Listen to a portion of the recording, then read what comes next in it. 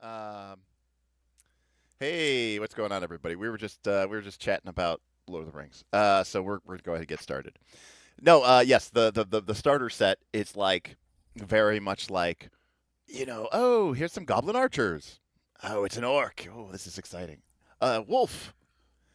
I am the Fang of Angmar. I I have hunted these lands since the dawn of the Third Age. And you're like, holy crap, we escalated there very quickly. So again, I have no sense for how dangerous or deadly this game is. Um, I do know that, and for the folks at home, it's because we were sort of talking about, there's likely to be some combat this scene or this session, and I don't really have a sense for it as opposed to like other games. Now, the one thing I can say, as we kind of dovetail into this, is in the One Ring, anytime you roll your attack, if you get a Gandalf rune or a 10, it is a piercing blow, potentially. And a piercing blow means that, so that's a 1 in 6 chance. And it's actually it's a little bit higher than that, depending on what weapon you're using. But, and if you make that roll, if you get a 10 or a Gandalf rune, for me it would be the Eye of Sauron, not the Gandalf rune. But that means we have to test your armor. And if your armor fails, your character takes a wound. You bypass all your hit points and you take a wound. And for the most of the monsters or most of the foes that you fight in the game, a wound kills them straight up. So, one way of looking at it is you have a 1 in 6 chance every time you attack of potentially instantly killing most weedy little enemies. Now, player heroes are made of stronger stuff. They could take 2 wounds. So, it's not like you're instantly dead, but it's tough. It's tough. So it's one of those games where I don't want to say it's 2 hit point BX D&D. You get hit once, you're gone and dead. But there's definitely there's some scariness there because no matter how good your parry is, again, if somebody rolls the Eye of Sauron against you, it's an auto hit. So there's not a whole lot you can really do at that point, unfortunately.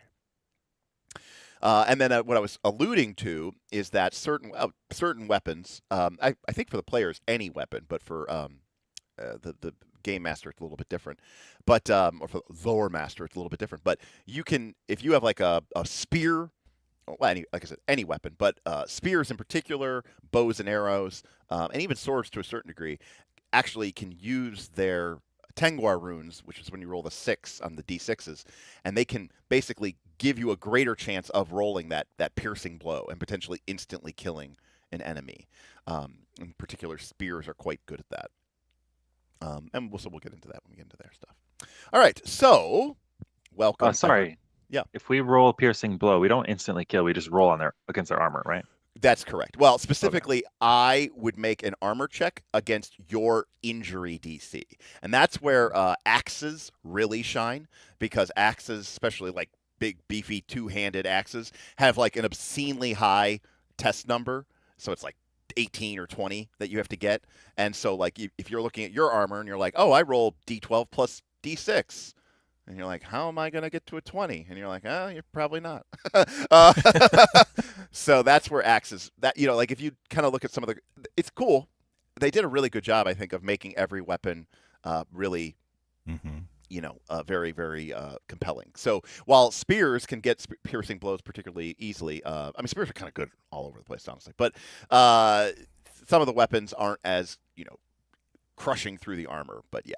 So, for example, someone like Grom has massive, I think they roll D12 plus 5d6, right, for when they get injured. So if I piercing blow on Grom, it basically means that I've bypassed his parry and I'm driving it right into his armor, and the only thing standing between him and a wound is his armor. Well, good thing he's wearing a coat of mail and a helm, because he's going to be rolling a boatload of dice and will probably deflect most blows.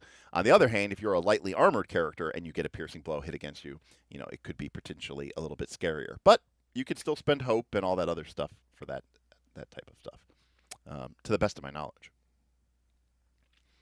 Um, and I don't know if you can aid with that role because normally you have to like describe what skill you're using, and it's like a skill check that you can aid.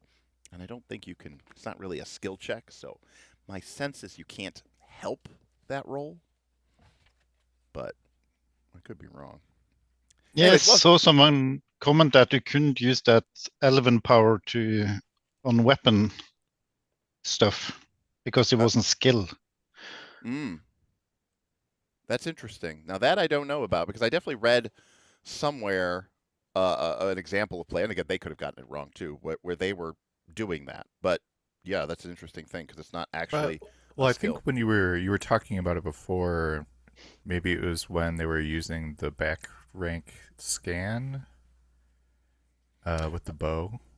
No. I was specifically talking about their ability to, use their hope ability. Right, for a magical success. I just meant like Yeah. you could use that on the scan roll before Yes, your.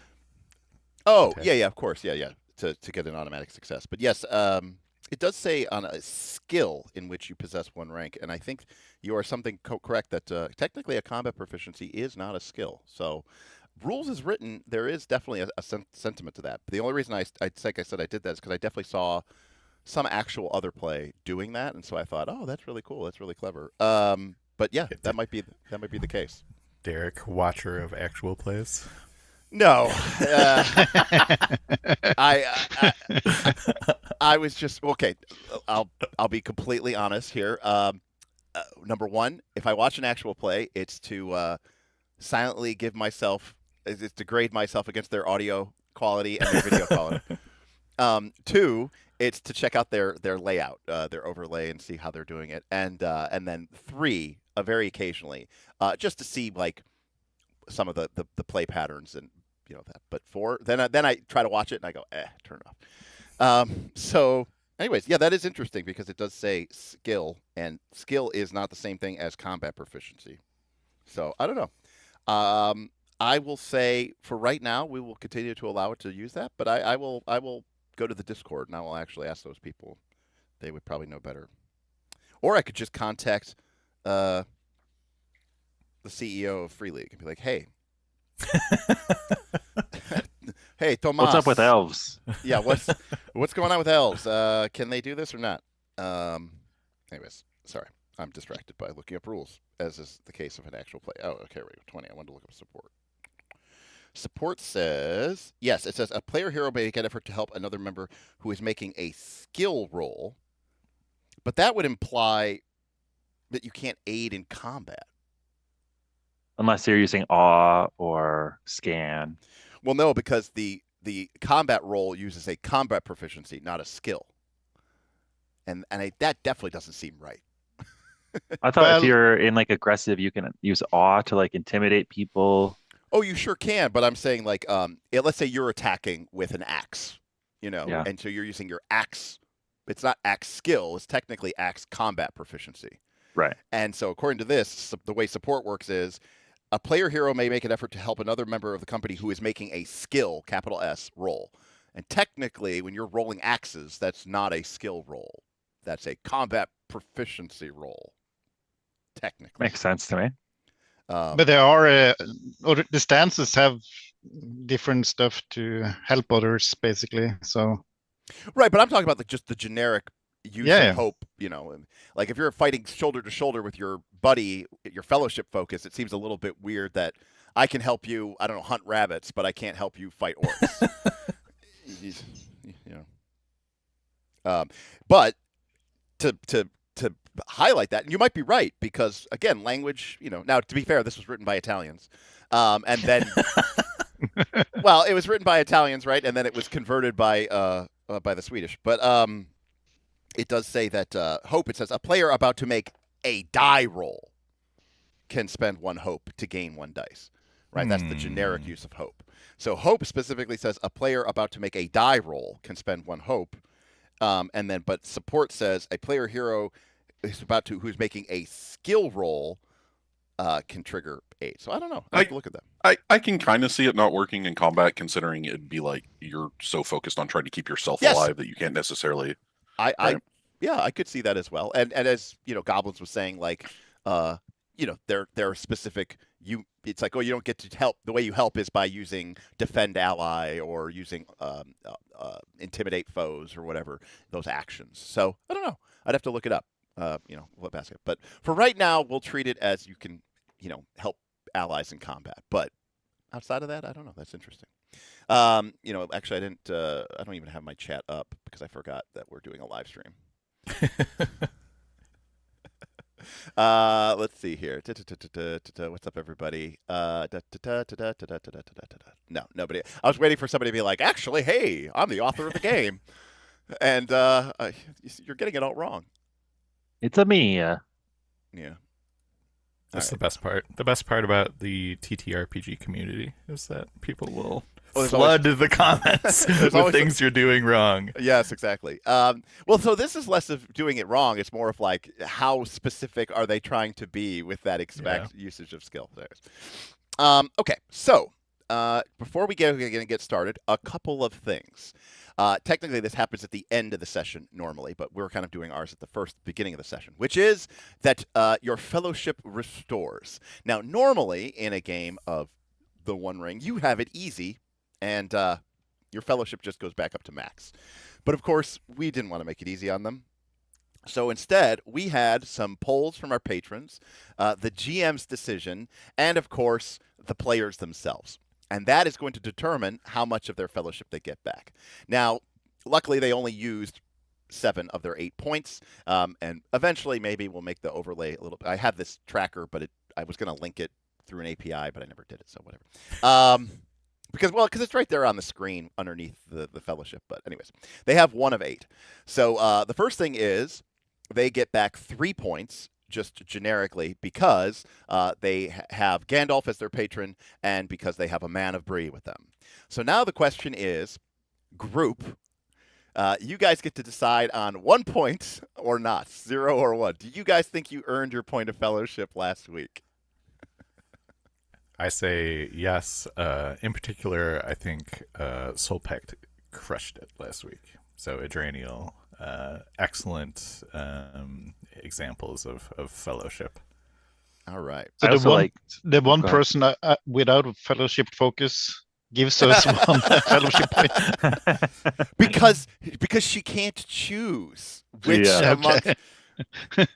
which among these must be. I think the part of last session that felt the most like fellowship inspiring to me was in the last tick of our social challenge.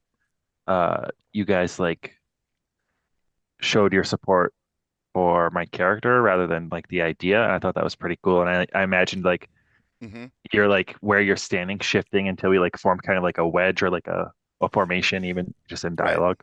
Right. That's where the fellowship theme comes in over the speakers. Yeah, it's we stand together. Cool. I completely agree. So I sang our theme song, so there we go.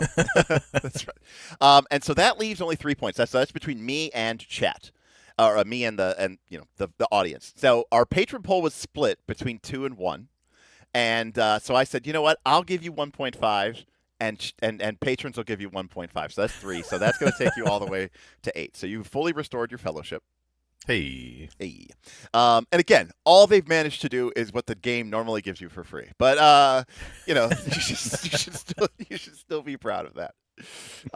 But the last time that we played, of course, go ahead and catch session 1. But the group left Bree under the patronage and adventure seeking advice of Gandalf the Grey.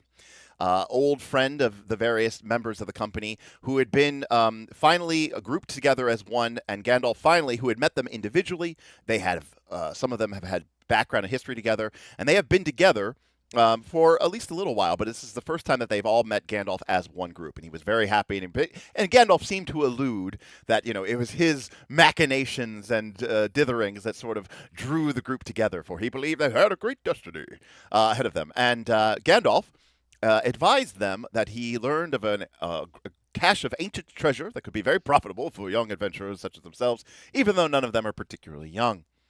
And but he's a Maiar and he's thousands of years old, so it is what it is. Fun side tangent. Not that it's really funny to me that like so many of the characters that you meet in the Lord of the Rings are like way older than Gandalf, right? You think, technically Gandalf is ageless because he was created at the dawn of the universe, but like as a character, like as a creature, as a physical being, he's not really that old, like in elf terms. Like Galadriel, Celeborn, even Legolas are older than Gandalf is. Anyways, so he advised them of an ancient Arnorian ruin on the eastern side of the Weather Hills, and he also seemed to kind of casually drop, oh, yes, also there may be some trolls, and, if you could deal with that, that'd be great.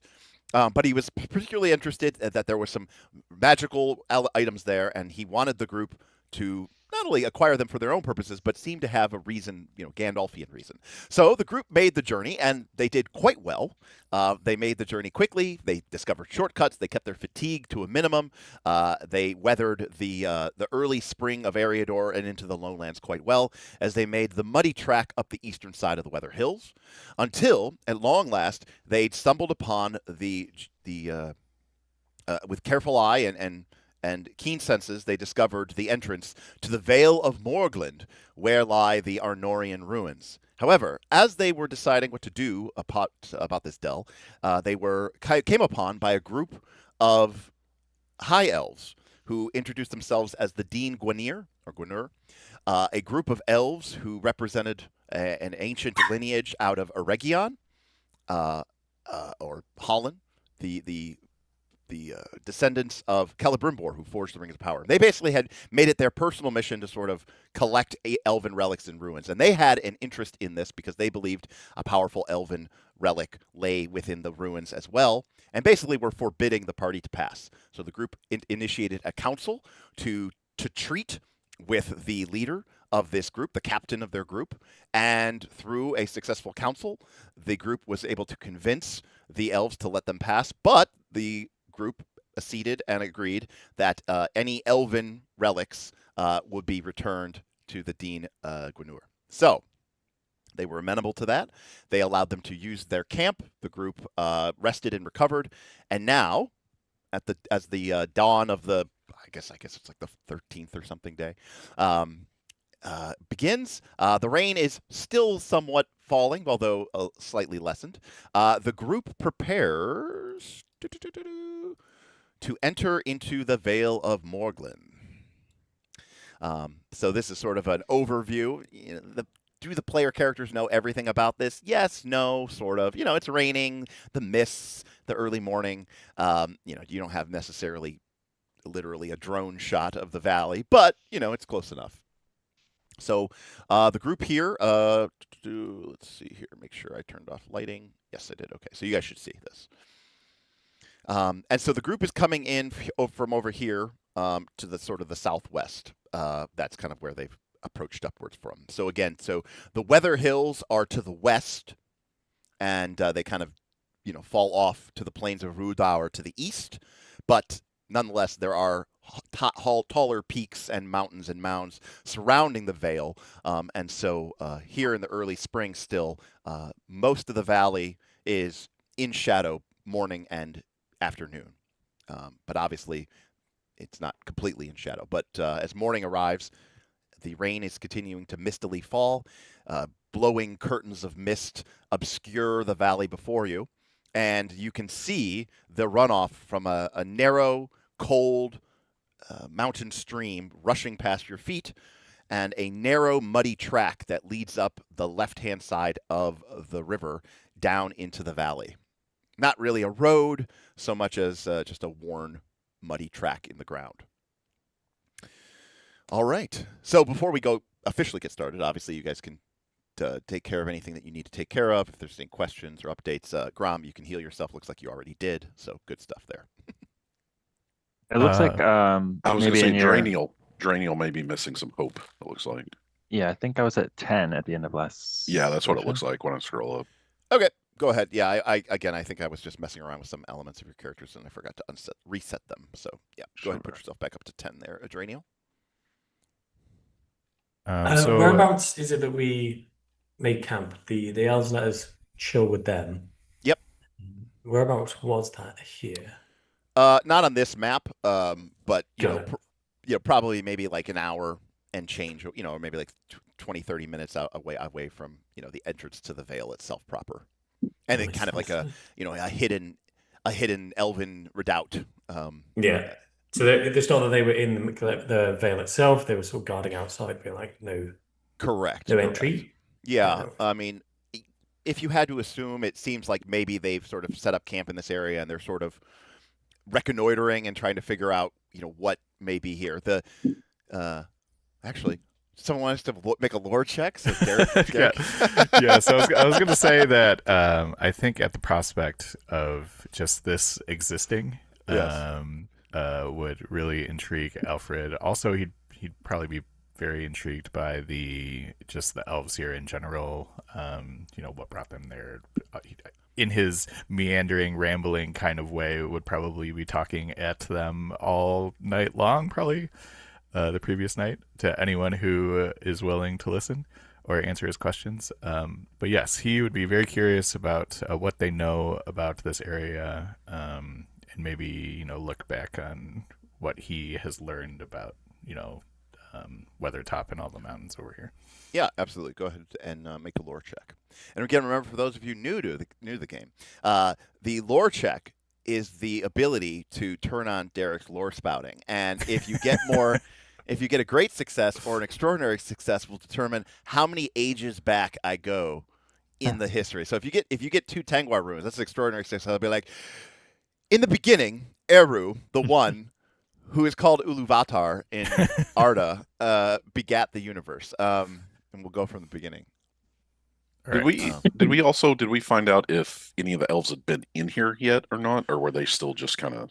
I don't know that you essentially particularly did that, but the answer generally is no. I mean, if you would have gotten the tickets just for it, in general, but no, they are like aware that there are trolls in the area, but they probably have less information than you, but they're more just like, we're kind of claiming this whole area, and we don't, and they kind of just assume, oh, you're here to loot stuff, and they're like, but we also have a vibe that there's stuff here that we want, and that's why they were kind of like, we don't want you to be coming into this area. All right, Alfred, do you want to give me a lore check?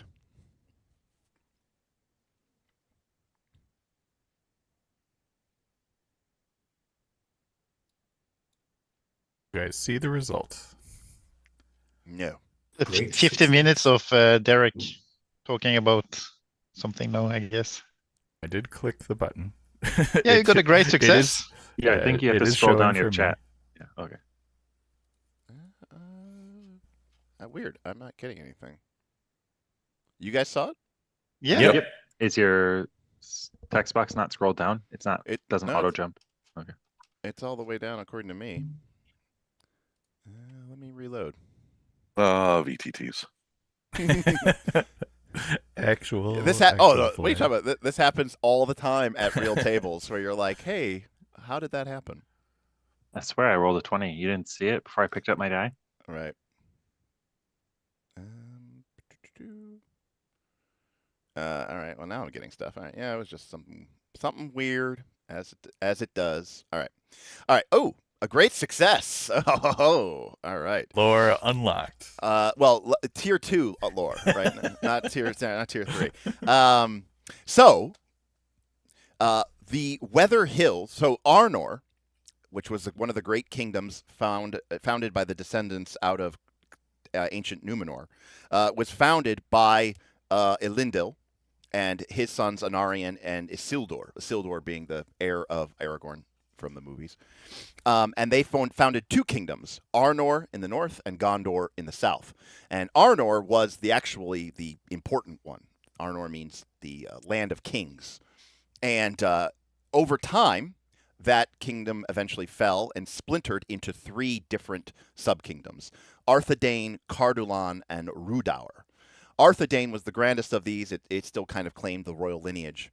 And eventually, Sauron sent his most potent lieutenant, the Witch King, who founded a dark realm to the north known as Angmar. This became known as the Witch Realm of Angmar, who began a series of wars against the successor kingdoms of Arnor, particularly Arthedain. And as a result of that, the Numenor, the descendants of Numenor, these Arthedains, built many, many towers, fortresses, and watch posts along the Weather Hills, which sort of formed a natural barrier between the realms of Arthedain and the lands of Angmar to the northeast. Now, the greatest of these was Amansul, or Weathertop, but that was actually built with the technology out of ancient Numenor, representing Western Ness. Many of these fortresses were actually built, hundreds of years, maybe even 1,000 years after the fall of that ancient kingdom, and the great skill and craftsmanship of men out of Western Ness had fallen somewhat. So, to put that in comparison, Isengard, not Isengard, the Tower of Orthanc was built by the ancient Numenorians when they first came to Middle-earth, and it's made of this fused black stone that is essentially untouched after thousands of years. This is obviously a pile of rubble. So as time kind of went on, those ancient skills of craftsmanship were lost. So this is probably one of those fortresses that was built to defend against attacks from both Angmar, but also eventually one of those successor kingdoms, Rhudaur, eventually joined with Angmar and kind of became traitors to their own people. So at that point, they were sort of fighting both the forces of Sauron, but also the forces of other men who had sided with the Dark Lord, which is a recurring problem throughout Middle-earth history. Regardless, your approximation of this, Alfred, it says that there could be potentially still ancient relics out of Western Ness here, right, from the kingdom of Arnor, or perhaps even from ancient Numenorian. But there shouldn't really be elven items here, because these fortresses were built, long after that, and didn't really have any sort of direct tie to any of those sort of elven kingdoms in that way. You said last time there was some kind of bird, or I yes. don't know if it was a statue of a bird, or like the mountain looked like a bird, or no, it was just sort of a hilltop that sort of had the shape of a bird that sort of identified the narrow path that leads you down into it. That there's hundreds, if not thousands, of these narrow vales and valleys and delves all throughout the Weather Hills here. So would Isengard have been able to go around sort of chatting with elves and essentially try and cold read to figure out what they're actually looking for? Because so far the concept has been there's some elven treasures. Yes. And it's okay, you're gonna have to help us out with that. So I think he goes around a bit, if possible, Columboing them and being just a bit of innocent curiosity. But one more thing. So this big powerful sword, and then just judging the reaction, being okay, not a sword, okay. Columbo, that ancient hobbit detective. Yeah. Right. Columbo Baggins. All right, so let me bust out my Call of Cthulhu rule book here so that we can properly do an investigation. Yeah, so just to have fun, we will do this as a skill endeavor. Ooh. Also, I want to click this button and see what it does. Okay. I'm also just secretly trying to find opportunities to use my really good riddle, which is used for leaps of logic. Yes. Did this pop up for you guys, or yes or no? Maybe. No. Okay. I don't. People at home can see it. Okay. Action name. Okay, so this is what is this? This is called investigate the elves. All right. I'm going to say that this Sherlock this shit. You know what? Yeah, I'm going to say, there we go, Sherlock this shit. Sherlock the elves. All right, so the way a skill endeavor works is it's sort of a generic sort of skill challenge system in this game. It kind of works similar to councils, to be clear. I set the resistance based off of how difficult this is. I could say it's simple, laborious, or daunting. I'm going to say that it's laborious, and then I set the time limit. So rather than you guys making an introduction during a council, I decide how much time you have. And I'm going to say you guys have enough time.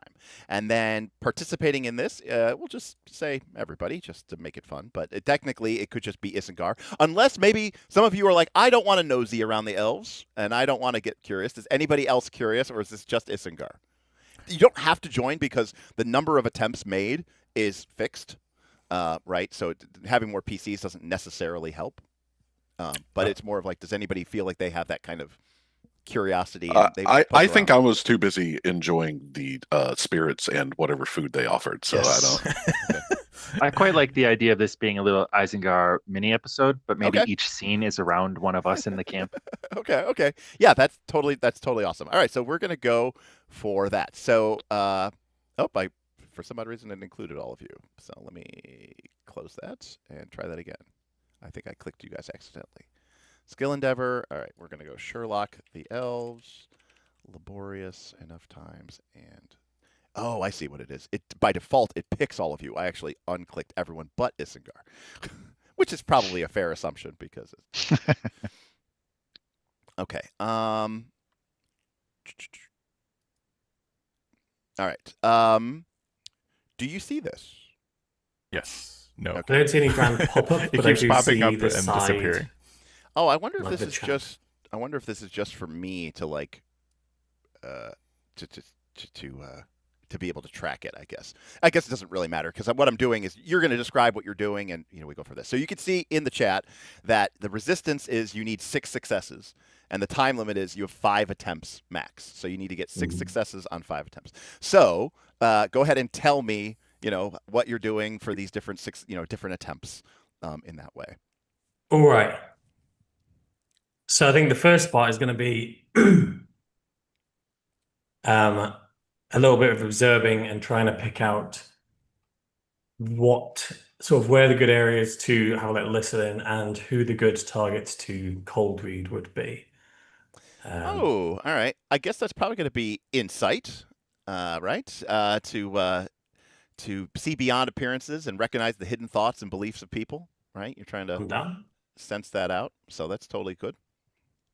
Half tempted to just hope my way through all of this. I mean, look, it's there to use. Yeah. Yeah, fuck it. Let's do it. All right. Heart of the cards. I got plenty of hope points to burn on silly little investigations. So insight for me is favored as well. So that's heart of the cards, this bad boy. All right. Well, rolling double 2s is great. So you start with a failure. Fantastic. So 1 attempt, 1 fail. So Isengard, as you begin moving about and you're sort of just trying, your initial approach is a little bit more of just like quiet observation. But these are ancient high elves. They are stoic, and you're just normally used to people being very like, oh, how are you doing? How's your mother? Very, to quote Eddie Izzard, they're very Church of England, very like, oh, how's your... Most of the sus people that he observes are humans, right, and hobbits. Tea or cake or Yeah. death. And you're like, but these are elves. They're not warming up to you. They're not friendly to you. And so your normal means of sort of gaining insight into people, which is through clever, witty banter and shooting the shit, doesn't really seem to work with the elves. So that is a failure from you. So now you got to step it up. Yeah. Yeah. All right. So he's out at Uganda. Then I think, people are doddering about, having their drinks in merriment. The big 3 that we initially chatted with.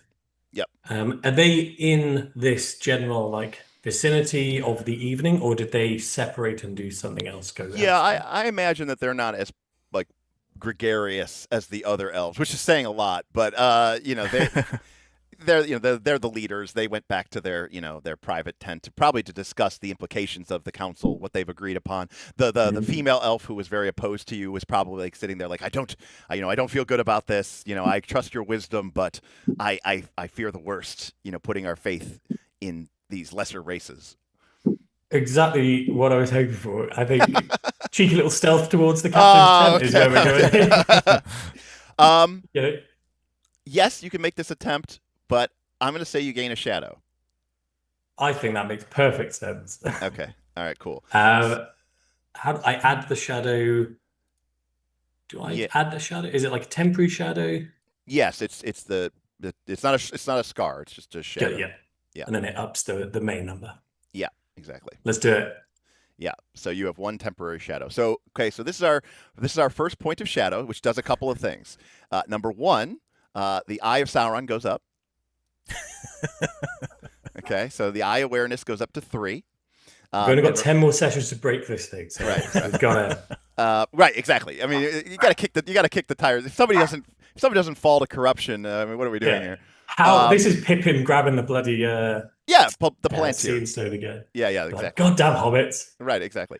They can't help themselves. It's wrong. It's not terribly awful. You're not murdering them in their sleep. But anyways, you're just dropping some eaves. You're dropping some eaves. And basically what I'm trying to find is things that would inform me of conversation points to bring up for fishing when I then go and chat with people in carouse. So go ahead and make your stealth check. I'm going to actually give you 2 bonus dice for this because number 1, you're a hobbit and this is like what you guys are good at.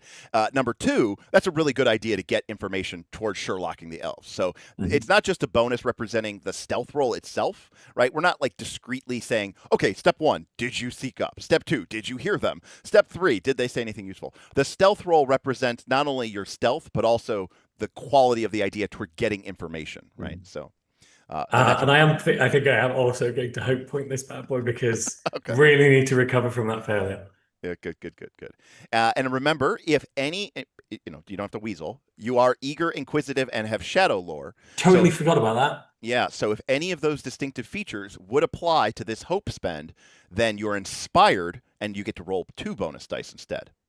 Yeah, I mean, I kind of feel both eager. Eager is you're filled with excitement and impatience when endeavor piques your interest, and inquisitive is easily aroused, often by what is not your concern. And inquisitive, I think, here perfectly describes this. So go ahead and spend your hope. Make sure that you also note that is an inspired roll. Yeah. And then 2 bonus dice. And then 2 bonus dice on top of that. And then lastly, I don't want to shortchange you here. Do you have any useful items that may add to this? I do, and thank you for bringing it up, because I do have soft boots. Yes, exactly. Which I'm kind of homebrewing slightly because why would a hobbit put on soft boots? They're big barefoot boys. But he'll slip a little felt soles that he'll put on as a temp measure. Right. And he hates it. He hates it completely. Right. Obviously you have soft boots because you dragged it from the compendium. But we could probably change that because I don't think a hobbit would wear boots. Yeah, maybe it's more like he's just maybe it's a cushioned purse. Right. He's just got really hairy feet and he just wraps it around the sole every now and then. Right. But what'd that do? So that adds another bonus die. Holy shit, capped out the bonus die. Yeah. All right, I've got to succeed on this, like, surely. Famous last words. Okay, well, you obviously crushed it. So a bunch of stuff happens. You got a 30. But more importantly than that, you got a great success. So in a skill challenge such as this, 3 1s, by the way, guys. That final bonus die is the one that actually got the 6. Double tense. There we go. So, what happened to my skill endeavor? Did I close it? I think I might have accidentally closed it. Oops. In the instance of the skill endeavor, the elves, laborious. Yeah, lots of 1s and 2s in that one. Yeah, absolute piss roll, apart from the one good one. So that is now 2 attempts. But you got 1 fail, and you just gained 2 successes from that because the extra 6 counts as an extra success. So now you have 2 attempts.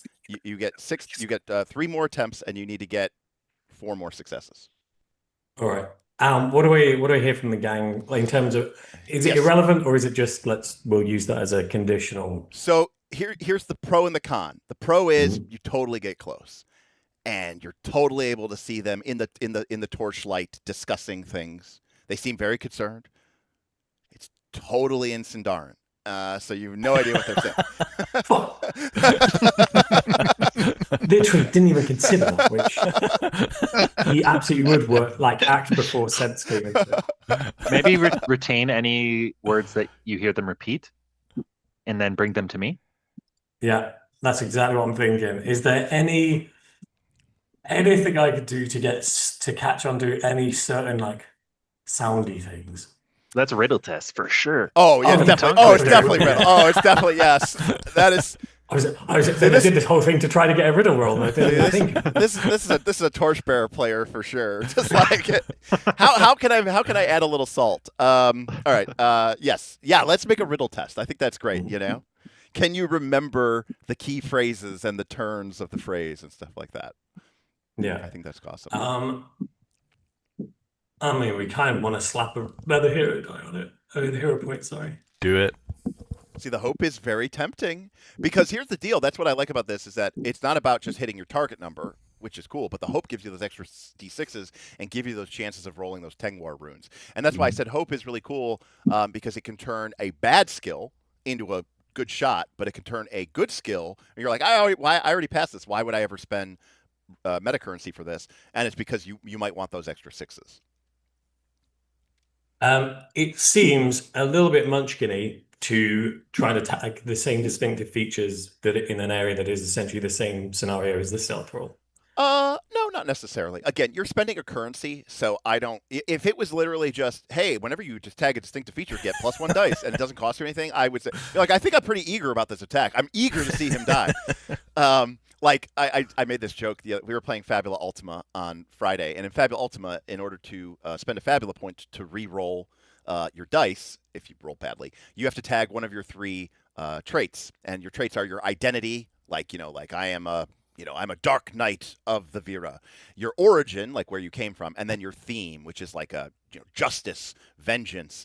And one of our players who I love to death, but he's not like the most descriptive or role playing heavy. His theme is doubt. And he was like, and he really needed a reroll. And I was like, come on, George. He's like, well, I doubt I have a good reason to reroll this. And and we were all like, oh, that's excellent. Yes, go ahead and spend it. So you're not weaseling it because you have, I don't really, basically what I'm saying is like in Fabula Ultima and in the One Ring, I don't really care too much because you're still spending hope. Just make it, you'll know if you're being a weasel or not.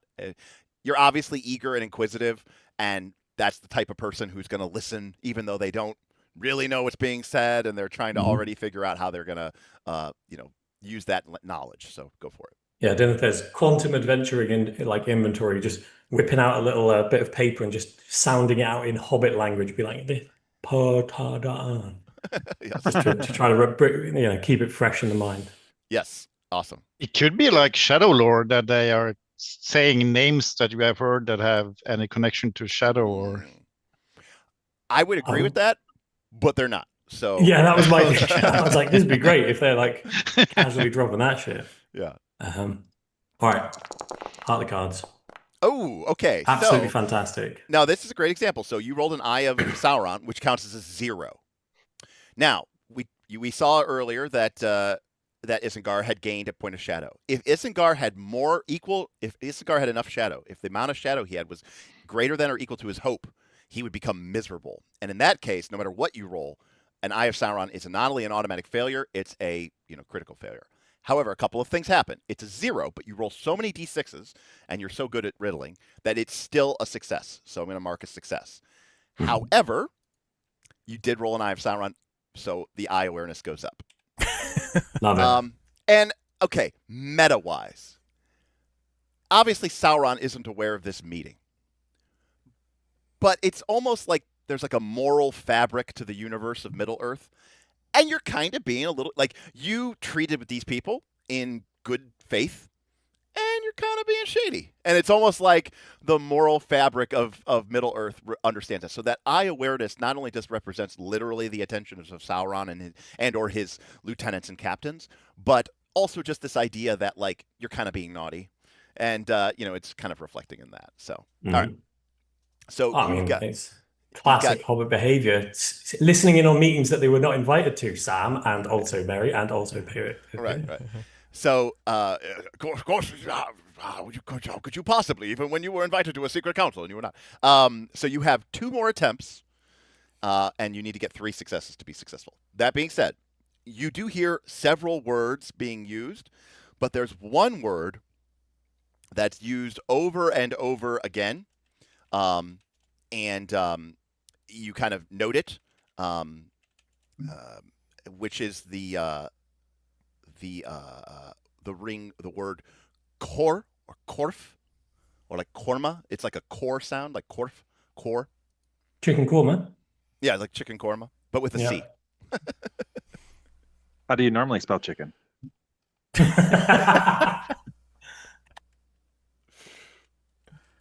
Korma. Yeah. Do I know anything about that? My plan here is to go to Idraniel and be like, hello. Well, question. You could make a lore check to see if you know what that means, or I would say you could go to you could leave this scene and go to Idraniel, and I would count that as a attempt and an automatic success if you have that conversation with them. So it seems either Idraniel or my favorite chap, which is Alfred, who knows many things, and I am very certain he knows more things than I think he knows. So I wonder who where is my Isengard would go to, because he is a little bit he's not entirely comfortable around Idraniel. Like, a lot of respect for her, likes her a lot. She very much sort of helped him go on his path to not being a scaredy hobbit. Okay. But not soup. Like, I don't know if it'd be like, hey Idraniel, quick one. I just listened in on the bosses who are also elves. Can you help me to decode their secrets? Because I don't think he'd have that relationship with her. So I think he would actually go to Alfred, even though I think Idraniel is probably the better option. Okay. All right. That makes sense to me. That makes sense to me as well. So yeah, he kind of sneaks back out, little hobbit legs, bundles over to where Alfred is, and I think he goes in a little bit sly because he doesn't want to just be like, "Hey, quick one, I just snuck off and listened in." But Isengard and Alfred have done Sherlock and Watson before, so he's kind of like, "Quick one, mate." You wouldn't happen to know anything about Korma, would you? Is that like, I've hearing some things just going around camp. This came up a lot. I just don't know if it's anything all right. familiar. Something LV maybe. He probably picks up exactly what you're up to. Yes. So, Jackal, I will say this: Alfred can make the test, lore, and obviously, Adrenial would know the word immediately. They speak Sindarin, so you have to make a lore check. However, you also would gain a point of shadow. I mean, of course. Of course, Alfred would help his friend Isengard do a little Sherlock and Watson situation. All right, great. So we're going to... Oh, that's what happens. Okay, that's why I keep closing that. All right, so we have... go ahead and make a success, or go ahead and make a lore test. And it's just probably no bonuses or penalties unless you have something that would help you, obviously. But... you could obviously, now that there's 2 people involved, if you want to help Isengard, you can. Who's making the lore test? That would be Alfred. Excellent. Yeah, I'd burn a hero point to give him a hope point. Sorry, I got my Pathfinder in the brain. That's all right. Support from my buddy. Yeah. All right. Ooh, and it's a success. All right, so you have 1 attempt left, and you need 2 successes to be successful. So the word he's saying to you, it takes you a few moments to sort of sound through it and realize that it's sort of a blending of words being used in a very specific phrase. However, the root of the word means ring. But... the way that some of the other words that he describes to you suggests that it's a ring that is not a ring. Like, there's a word, it's Elven, so it's very complex, but there's a word that means, like, ring as an object, and then, like, ring as an idea or a form or a shape. Like a circle? Yeah, so it's complex. It's like, the idea is, whatever it is, it's not just a ring. Sure. I reckon what isn't going to do from this, Yeah. Explanation from Alfred is be like, I reckon we should probably get Adrian involved at this point, but I can't quite figure out how. But when this stuff coming from me doesn't make much sense, but coming from you, Alfred, I wouldn't be surprised if you've heard it in your, Well, I'll your tell you. past lives. I'll give you this, okay? If you, because if Adrenal gets involved, she'll gain shadow. I was going to say, you're just going around trying to spread shadow to the whole crew. But I will say this.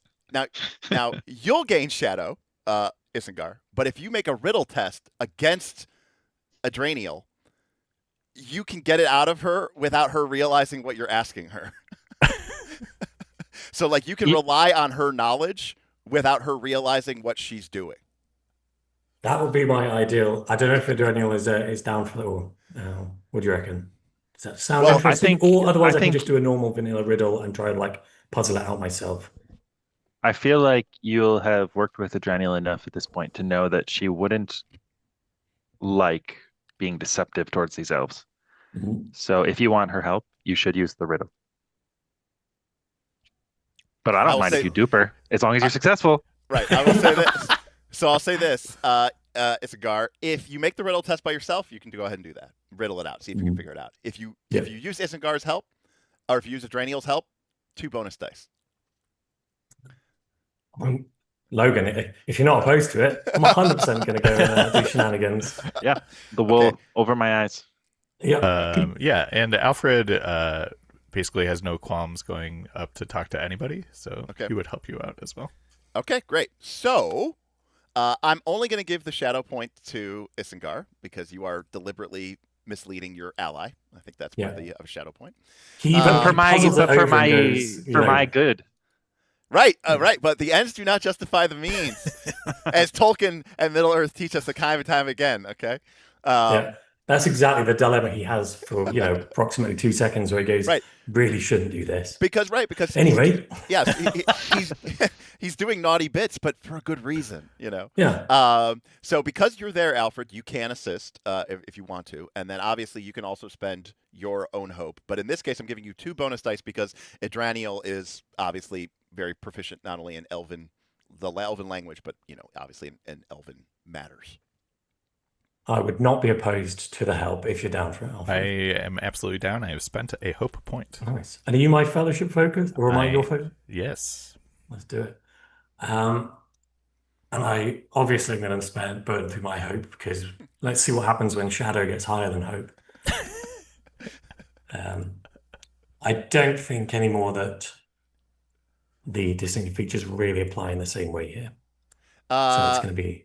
No, I mean this is all driven by your inquisitive nature. You need to know. It's not enough. I mean, this whole thing is being derived by this. I mean, that's don't feel like you're weaseling it. Again, that's why there's a meta currency. You're not being bad in that way. Fair. All right, then I will happily take that. All right, we've tried to stack it as much as we can in our favor. Shy boys get no toys. Oh, crushed. Extraordinary success. Jesus, that's some high dice. All right, so extraordinary success. Number 1, Adrenal has no idea what's going on, which is great. You mislead him, you talk it out, but Alfred's there too, and he's helping you work through the thing. And there's some other words that kind of come up, and with Alfred's help, you're able to sort of suss some stuff out. And Adrenal begins kind of talking and speaking about some of the lore and the words that he knows. And then she knows. And then afterwards, with Alfred's assistance, you guys begin to sort of puzzle out some ideas here. So that is a successful extended skill endeavor.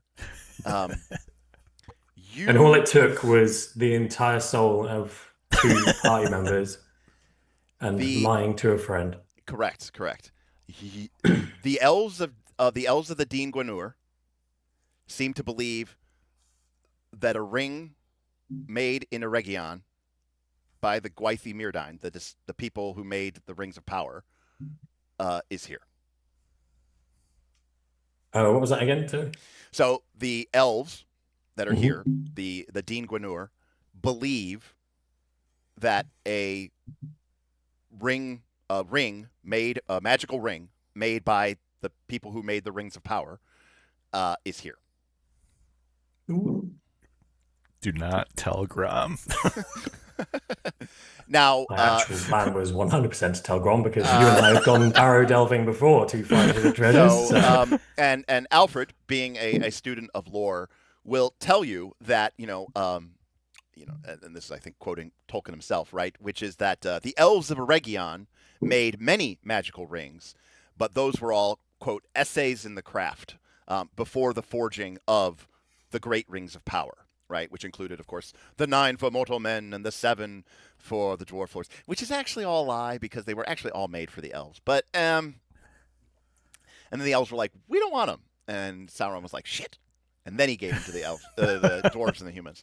But in any case, but they did make other magical rings, and for edification purposes at home, that's exactly what Gandalf originally thought that Bilbo had found. He thought he found a magic ring that was just one of these lesser rings, but he didn't think it was the ring. But any case, either way, that is still an extremely powerful, potent, ancient, artifact out of the Second Age of Middle Earth, and it would be very strange that it would be even located here. But obviously everyone knows the legends of the Rings of Power, and especially in this part of the world, and the great destruction and the chaos that followed from that. Of course, the knowledge of the rings has, of course, the One Ring was lost long ago and never to be found, and the power of Sauron, of course, is broken. No one's worried about him anymore. But it was lost by Isildur. That's true. Who ran this part of the world? That is true. So maybe it's the ring. Right? Yeah. You don't know. We just found the ring of power. Yeah. You're like, it could be anything. It could even be the One Ring. But regardless, this is said. This is still a magical treasure beyond counting in that respect. So, if that is the case, now they believe this. They don't necessarily know that that's true. This might be an American PBS thing, so I don't know if you'll catch the reference. But you wanted it to be like Sherlock, but I pictured you more like Wishbone. Do you happen to know who that character is? I recognize the name, but I don't know. It's like little terrier. Who's just, the dog. What's that you're dreaming of? But he has like a Sherlock attire. From such a little dog. And we're copyright struck. That's my favorite part of the Poppet Christmas Carol thing, is that we got copyright struck because we all tried very badly to sing Mariah Carey's "All I Want for Christmas Is You." That's what got us copyright struck. Oh, really? That's crazy. Yeah. They're very aggressive with that around Christmas time, apparently. Yeah, I bet. This is one of the most wonderful in the spirit of Jesus, lore-accurate Hobbit slanders, in that Isengard has one of the best insights in the party, only matched by Alfred, and yet he gets called Wishbone when he goes, investigating stuff. Insight being, people with high scores in this are recognized as sensible and discerning individuals, and many may seek their counsel. And yet, because he's a Hobbit, Isengard's a goddamn curious dog. You should see Wishbone work, though, man. He is competent. He's just cute. That's how I was drawing the connection. Love it. Sweet. All right. Well, at some point, I'm 100% telling Grom. Too bad we have promised that elven treasure to the elves if you find it. You have learned that is what the elves are seeking here, which is that it is some sort of magical elven ring. Mm-hmm. And, no magical items are to be treated lightly, let alone in an elven ring, So that's still a less literal interpretation of ring exists, or that's been dissolved? So basically, ring there's like this idea of like the ring as like a piece of jewelry. It's just a pretty ornament, versus like ring as like that is the physical manifestation of this source of power, right? So like that's kind of what led them to figure out that it actually meant something more than just a ring. It just meant a ring of a thing. Sure. But yeah.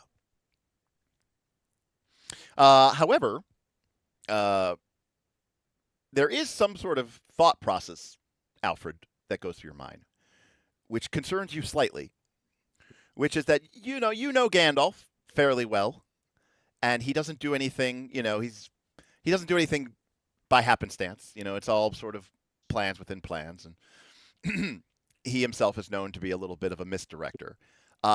He seemed very interested that your group travel here to acquire the magical relics of Arnor. And there's a part of you now that worries that maybe this is exactly what he wanted you to get. Yeah, 100%. Yeah, so. Again, for folks at home, I could assume that my players picked up on that, but it's always beneficial to just say what honesty demands, let your players know what's going on, so that way they can make appropriate decisions instead of just being like, well, what if this is what he meant? No, that's what he meant. Now we can pretend to come to that conclusion naturally in an entertaining way, as opposed to bumblefuck our way in, as everyone's like, these fucking idiots on this actual play don't know anything. I mean, that part is true, but I mean, as we were debating at the beginning of the game, I'm not even sure I know how the rules work now that we're playing the game. That is also my main impetus towards why Isengard will tell Grom, because Grom and Isengard have done treasure hunting before, and also have done Gandalf things before. So he would 100% clock this and be like, as a warden as well, he's like, this could be a great tool against the enemy. Why not use it? So he will. That's kind of his reason that he'll be okay in the direction of slightly breaking the word at some point, and 100% stealing the ring. But we'll see what happens. I'm looking forward to the ensuing PvP combat. I think Ottar is like, we are here because of the trolls. What are we talking about? Treasures. Oh, that Gandalf. His machinations. Okay. Cool. Like, do you go straight to Grom and tell him, or do you like wait until we like set out on? Yeah, it would be like Okay. At some point in the adventure. Yeah, because I was like, if you come to me this night when I'm He's proper sloshed at this point, who knows what I'll say? So I'll wait for an opportune moment. I just know for a fact that I'm going to tell Grom. Isengard, I'm actually legitimately curious. How do you do that moral health report? It is the you see on your main bar, you've got the heart, and then you've got the, I suppose, blue feathers. Yes. You can just hit that, and it will okay, tell you the stuff. Cool. All right, cool. I just want to see where you guys are at. So again, yeah, no problem, Jekyll. So again, you can see here that, for example, Isengard, folks at home in the chat, you can see has 2 shadow and down to 9 hope. So if that hope goes down and the shadow goes up more, if that shadow score ever equals his hope score or goes over it, his character will become miserable. You should also note that if his shadow score ever reaches 15, which is his maximum hope, his character basically is locked into a path of darkness. So that's the number you really got to worry about. Which is my path of despair. Yes, as he falls to the futile resistance. Yeah, the resistance is futile. We're going to lose anyway. Fuck this. I'm out. So you could see, by the way, that like a hobbit like Isengard, right, can acquire up to 15. Can acquire up to 15 points of shadow before being locked into that path. Ottar 16, Grom 12. Right, so the dwarf. Somehow it seems appropriate that the dwarf treasure hunter is more likely to fall prey to the dragon sickness and just be like. Well, even depending on what array I picked, I think I could have only had like 1 more heart anyways. So like I couldn't even have had that much more. So yeah, I love that Ottar has the most hope, but it's also I feel like it's also born out of a sense of like bravado. Like there's a sort of martial valorness in Tolkien's Middle Earth that I think is really especially exemplified by the Bardings.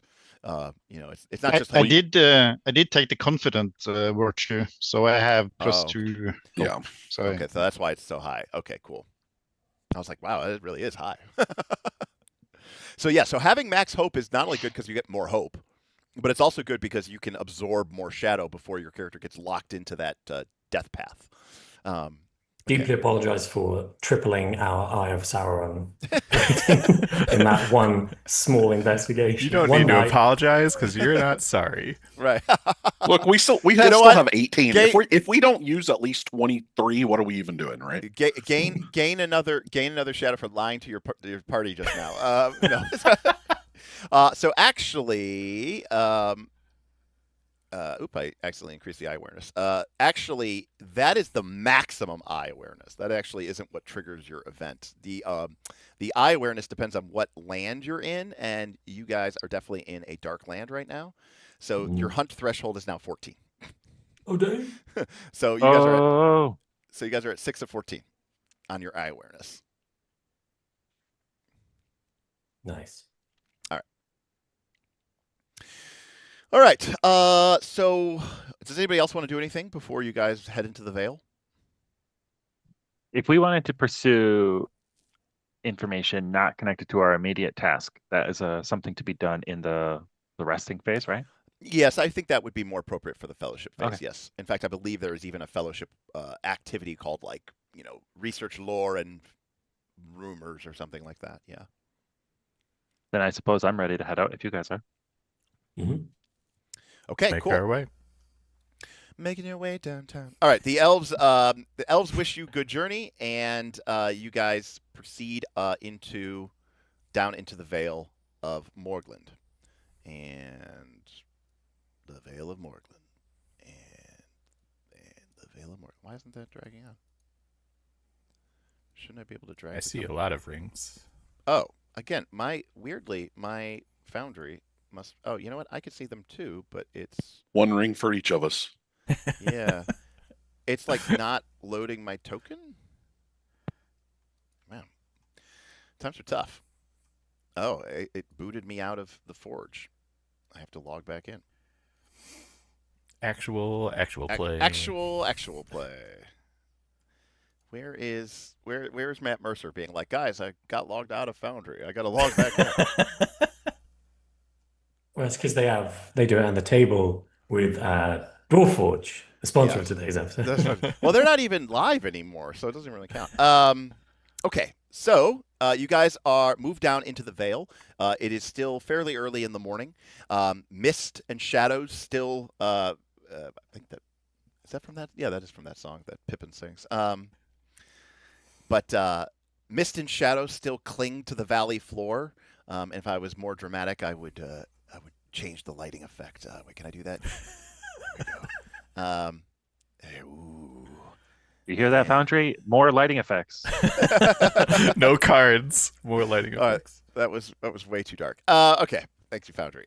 You journey out in the pitch of night. Grom is still pissed off his tits. Stumbles down the mountain. Rocks fall. You will die.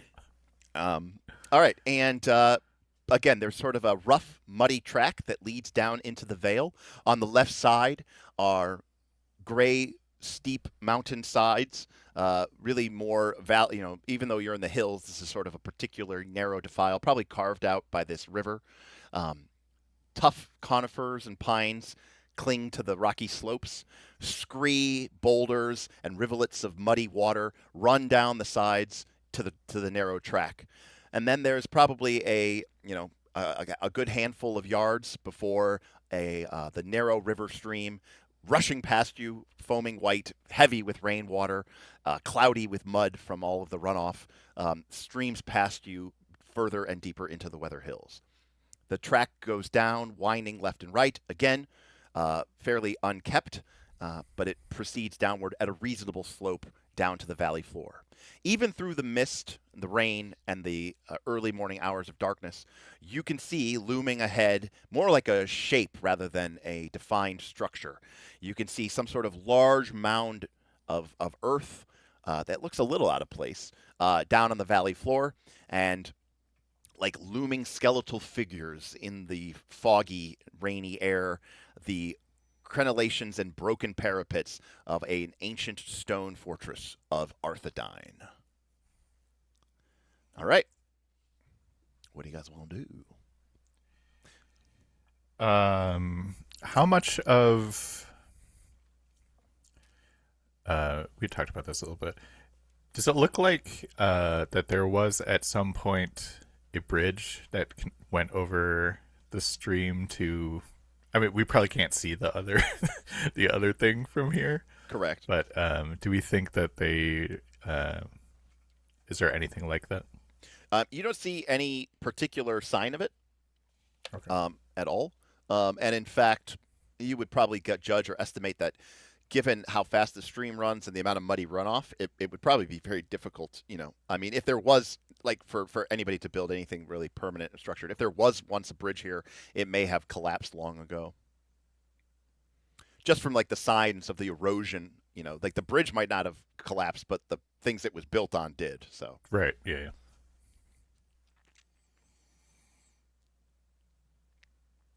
Anybody else? What else do you want to do?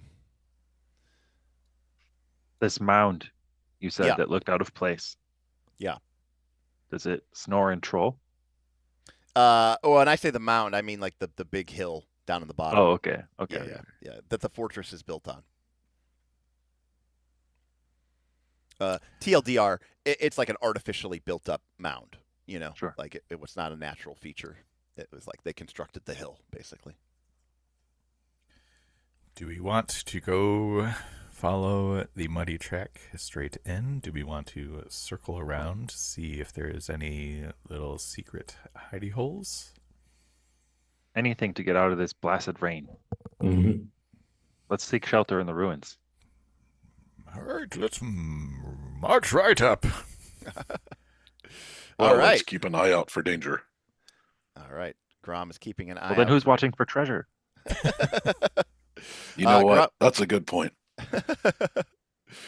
So you guys make your way down to the through the river, down along the riverside, and again the steep slopes carve up to your left-hand side, and the track begins to sort of descend down slightly as you kind of reach the valley floor. However, as you're coming down out of this narrow track, right before it starts to widen out, you suddenly see a movement, a shadowed figure that you thought was a boulder moving quickly down in front of you, and hear a large splash sound as behind you, you see, moving out of the dim mist and rain, a hulking shape, twice the size of a man, covered in warts and a stony green mossy exterior. 2 stone trolls emerge out of the darkness. Hey, we're gonna eat well tonight. Ah! They laugh and Alfred, I crackle. thought you said these things couldn't come out in the sun. So it is Clouds raining. overcast. About that. Yes, it's very overcast, and it's still early enough in the morning that the sunlight isn't directly hitting the valley. But it is the daytime. But yes, they are out. But right now, as the weather stands, they are okay. All right, so we are going to do a conflict. All right, as you can see, Derek was getting ready for this. All right, so now a couple of things, as I've said before. I have a fun little map here. It means nothing. It's just purely for visual effect. It could just as well be a blank sheet. This couple of things about a conflict scene here in a combat. We're going to do a couple of different elements of this. But number one is it's still a role-playing game. So, if you have an idea, if you want to try something, if you want to use your skills and stuff like that, we can always figure out what's going on and what's what. So don't feel like you're constrained by the game.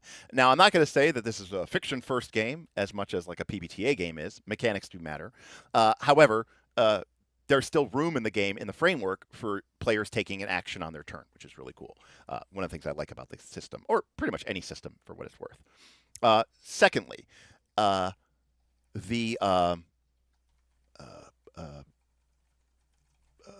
this is our first time doing this, so if you have any questions, stop me and ask and answer. All right, so we've got our characters, and again, they're moving along right before the valley floor extends.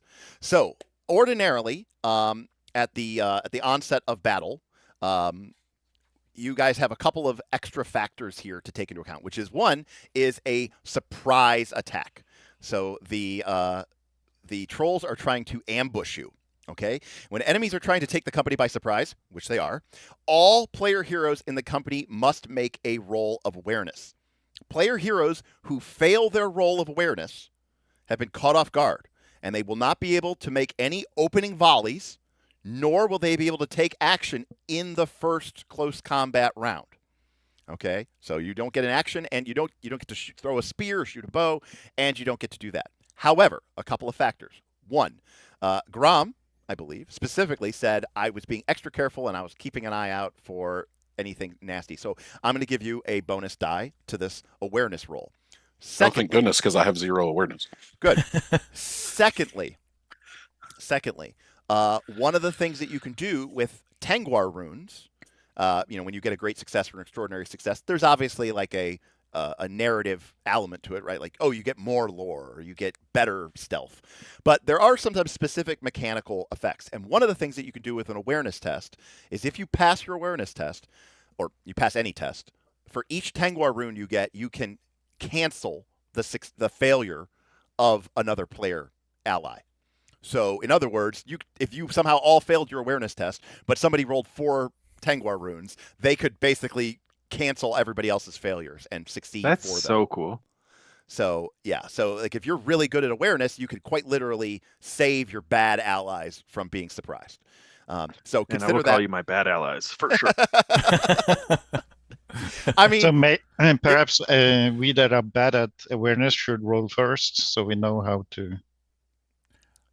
Sure. So the better players can roll hope, you mean? Oh, yeah, sure. Yep, everybody can roll. So let me also get some stone trolls on here.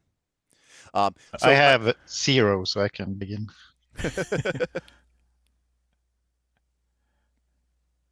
Yeah, go for it. Make it more dramatic. Oh, all right. So so obviously that's just a straight 0, but now also technically we're not in combat yet. So Eyes of Sauron don't increase the Eye of Awareness once you're into the actual combat phase. But we're not in there yet. So. Ooh, sound effect. All right, cool. All right. So Otar fails. I do kind of think Alfred would be, just at the prospect of exploring this this place of Arnorian ruin, stuff like that. I think he'd probably. Can I take a penalty to my awareness? Can you take a? Oh, I mean, if you're advocating for a penalty dice, I applaud you. And I will definitely give it to you. Right. But I mean, I respect the hustle. You're not here to win. You're here to tell a story. You're here to showcase your character. I don't have any meta currency that I can award you. No, it's fine. I think like at this like he's actually like finding a thing. He's just like way too excited to notice. Yeah, I was like, let's be on guard, and he just like was not paying attention at all. He's looking around like, oh, that's not some nice ruins. I wonder what I'm going to find in there. And I respect it. Go for it. Now, again, I want to highlight something too, which is that in a normal, like if you're trying to play a competitive D&D game, I would maybe say don't do that. But this isn't what that is, so that's fine. So we've got 2 failures from Alfred and Otar. All right, Isengard, Edraniel, and Grom. Grom's going to spend a hope. Okay. And since I am wary and I called out paying attention, I'm going to take my inspired. Yes, absolutely. So you're hopefully, wary with 0 awareness. That's so funny. Yeah. Ooh, look at that. Oh, okay, great. That's why he's so paranoid. He keeps getting blindsided by everything. Yeah. So Grom, you succeeded, but you also get to elevate one of the fails to a success. So who would you like to elevate? Look, I was going to say Utar, but he failed so miserably that I just don't think I can get him over that. So I'm going to go with Alfred on this. All right. Yes. Because I say, hey, let's keep an eye out. I see Alfred like staring off into space, looking at something. I'm like, Alfred, pay attention, and then this. Right, Isengard, perhaps you roll next without hope, since you have left to spare. Yep. Do it. Heart of the cards. All right, and you get a success. All right, so that leaves Edraniel. Now, Edraniel, if you can get a success and a 6, you can actually cancel Otar's failure as well. So even though it was like the crit, we're still just letting it be. That was just flavor from Grom. What's that? That was just I flavor just from flavoring. Grom? Yeah, I was Okay. just flavoring that. Okay, I will do it. I have a question. Yes. I would like to potentially invoke my trait of swiftness, and Yes. obviously that's not going to help me be aware, but maybe it would help me get to Otar and like push him out of the way of the Trolls Club or whatever. Yep. I completely. You're also an elf, so I mean, Can do everything. you could do You everything. can use get a magical success if you want to. I don't know what that means here, but No, I think I'll just do the regular one. Unfortunately, You sure somehow don't I wanna just put the eye on checked this my mark? watch and we have a ton of shadow. I'm not sure how that happened, but okay, so I do Hope Die, Inspired, Yep. and then what are bonus dice? That would be just awarded by you. Yeah, or other for things? circumstances or situations. item if you have a useful item or do Okay, not. we do get a success from Adrenal. So everyone passes except for Otar. So Otar, you will not get to make any close combat attempts or opening volleys, but everyone else will if they have it. So I'm going to go ahead and put you guys into the war state. So again, you can see what's going on over on your. I got to end the encounter. Sorry. Try that again. Did you already beat that, by the way? I did. Yeah. Oh my god, you're such a nerd. It's with the you can run, you can sprint, and with the I was basically playing a four swords party, so yeah, I know. So you're using the quick auto battle. Yeah, the auto battle. Okay, that makes sense. Okay, I do want to do something real quick. I'm actually going to Ninja is sweet, by the way. First spot, Ninja. Yeah, I'm going to delete these guys really quick, just because I want to give you guys more information. I'm really big on information. So let's see. Always for everyone, endurance. That should do that. Okay, cool. That's that. All right. I wish I could change the color of this, but I guess I can't. Does anyone have the page for the combat zones? 101 or something around there. All right. You also have on the big bar, you have the combat attack and the combat tasks. If you're ever curious what each stance allows you to do, it'll pop up and run you through everything. And what your skill in each respective part is. All right. So we are now in opening volleys. So this is a determination by me. Now, these guys, they ambushed you, but you have an elf. You knew there were trolls in the region, and they kind of sprung out behind you and in front of you. So they're not like literally jumping into your party. They're actually kind of bookending you. So there is enough time before they kind of run in and grab you that you guys can make an opening volley. So to make an opening volley, you have to have a bow equipped or a spear or something else that you can throw. Be aware that if you throw a spear, you won't have the spear. Unless you have two spears, I suppose. But you guys can go ahead and pick a target. So the game has automatically put you all into rearward or ranged stance. So you can see that on your characters. This represents the fact that you guys are able to shoot right now. Now, once we get into the actual close combat rounds, you can't just be in rearward stance. You have to pick it. Secondly, in normal fights, you get one round of opening volley. The players all make their shots first, and then if I do have anybody with bows, they would make theirs. Spoiler alert, they don't. But in some circumstances, this is where like the fiction matters. If you guys were at a far distance and the trolls were coming up a hill, I might say you guys get 2 rounds of opening volley, or you might get 3 rounds of opening volley. So there's, it depends on the situation, but ordinarily you're going to get 1. So Otar does not, because Otar was taken by surprise. So I don't think Otar has a bow anyways. I do. Oh, there you go. He does, but can't shoot because unfortunately he is taken unaware by the stone troll robbers rushing in to grab you. So obviously, I think some of you do have bows and shots to shoot. So go ahead and as a party, make your shots. There's no initiative order here.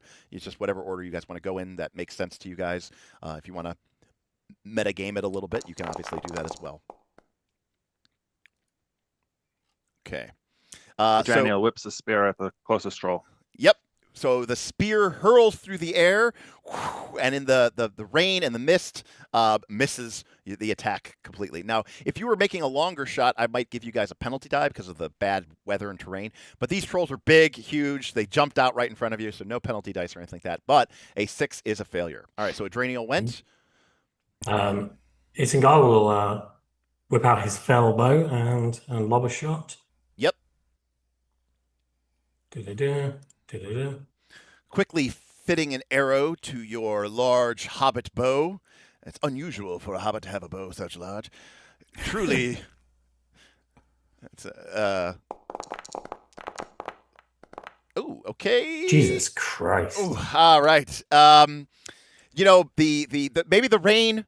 I didn't give you any penalties, but maybe the rain is actually having a nastier effect than you guys thought it was.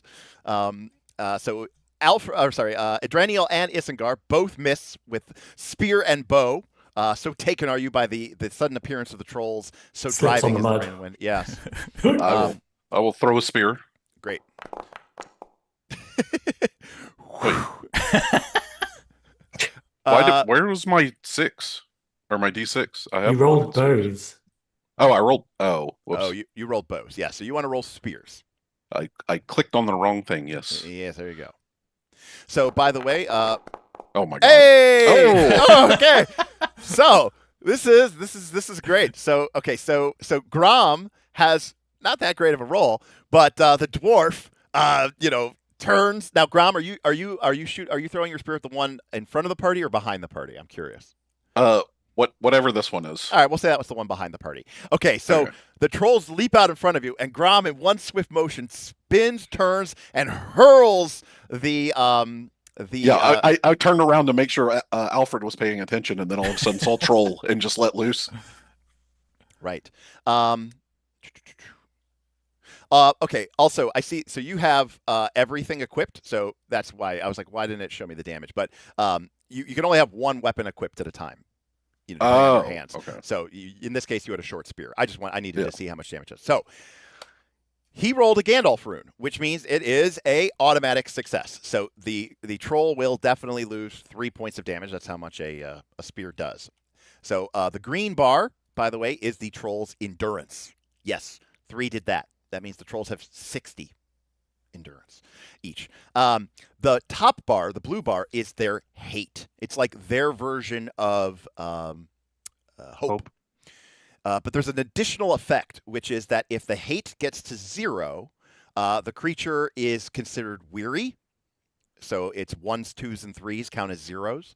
And potentially the creature might flee or whatever. Now, hateful creatures, remember, hateful creatures will never surrender.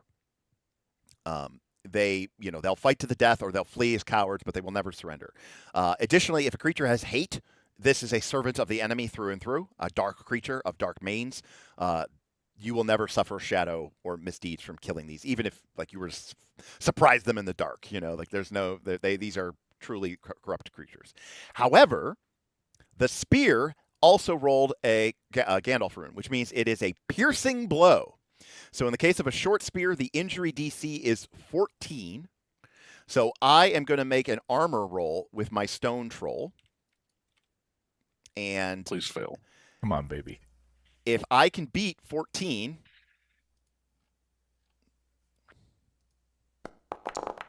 oh, that's a lot of armor. So I got an 18. So the troll is hit square in its thick hide. However, the spear tip, even though it sinks, is unable to pierce through the thick troll flesh and potentially drop the beast. Lastly, spoiler. I mean, you guys know this. It's like it's metagame, but you're aware of what trolls are. These are trolls. These are might 2, and this means that, like you, they can take 2 wounds before falling to their death. It also means that unlike you, it means that in combat they get to go twice. So they have two. They have 2 actions each. Okay. Oh God. Fun. I guess Alfred would, seeing Grom hit him with the spear, Alfred would be like, yes, this is how, and he'll throw his too. Oh, nice. Oh, it's a Gandalf rune. Nice. Hell yeah. The difference 5 feet makes. 2 strength. Yes. Okay, so that's funny. I didn't think I would ever hit. Yes. All right. Well, a couple of things happened. So you got a great success. So did you get a pop-up window to give you an option? I did not. I don't Okay. think so because I don't think Okay. they're in All right. combat. Yeah. I actually think I know what it is. It's that you guys are rolling spears, which the game. not clicking attack. Yeah. The actual thing that you want to do is click attack, but that's just because the game's like you might be making a spears check. Okay. However, because you rolled a great success, that means you rolled a Tengwar rune. You get a couple of options available to you. You could pierce. You could do a piercing blow, which would increase the value of the D12 roll, potentially turning it into a piercing blow. Now, you rolled a Gandalf rune, so you don't have to worry about piercing. Mm-hmm. If you're in close combat, you could fend people off and increase your parry score. Again, you're not in that. But what you can do is land a heavy blow. This can be done with any weapon. And when you land a heavy blow, you can spend that 6, that Tengwar rune, to deal additional damage equal to your strength score. Give me A that 2 whole damage. 2. Give me Yes. that 2 damage, baby. You are not particularly strong, so it's just 2 damage. And of course, the base damage of a spear is 3, so you're going to do 5 damage to this troll. But as case in point, if you were, say, Otar, you would be doing an additional 5 damage. Or if you were Grom, you would be doing an additional 6 damage. If you're using a 2-handed weapon, you do your strength plus 1. So Grom would do an additional 7 damage if he's using a 2-handed axe. And by the way, you can spend, if you got 3 of these runes, you could be like +7, +7, +7 and deal an extra 21. So you can go pretty hard. However, he still has to make his armor roll because he did just get hit by a spear, and this could kill him. Well, not kill him. We just established that he does have 2 wounds, but he could take a wound immediately. It would have been amazing if he failed both of these and we just downed him with spears Yes, like that would right be out good. the gate. So again, this guy literally has 2 spears sticking out of him as they kind of, and the troll goes, "Ow!" He smashes him off. He goes, "I'm gonna squish you first," and then he kind of starts running in on these creatures. Now, you guys, we're now going to go into the close combat rounds. Now, so the way that close combat rounds is, by the way, remember, we're in close combat now, or we're in combat. So if you roll Eyes of Sauron, it doesn't count towards the eye awareness. So the first thing that you guys need to do is set your stances. So you can do this, I think, by right-clicking on your token, and you'll get a little pop-up menu that'll come out to the left of your character.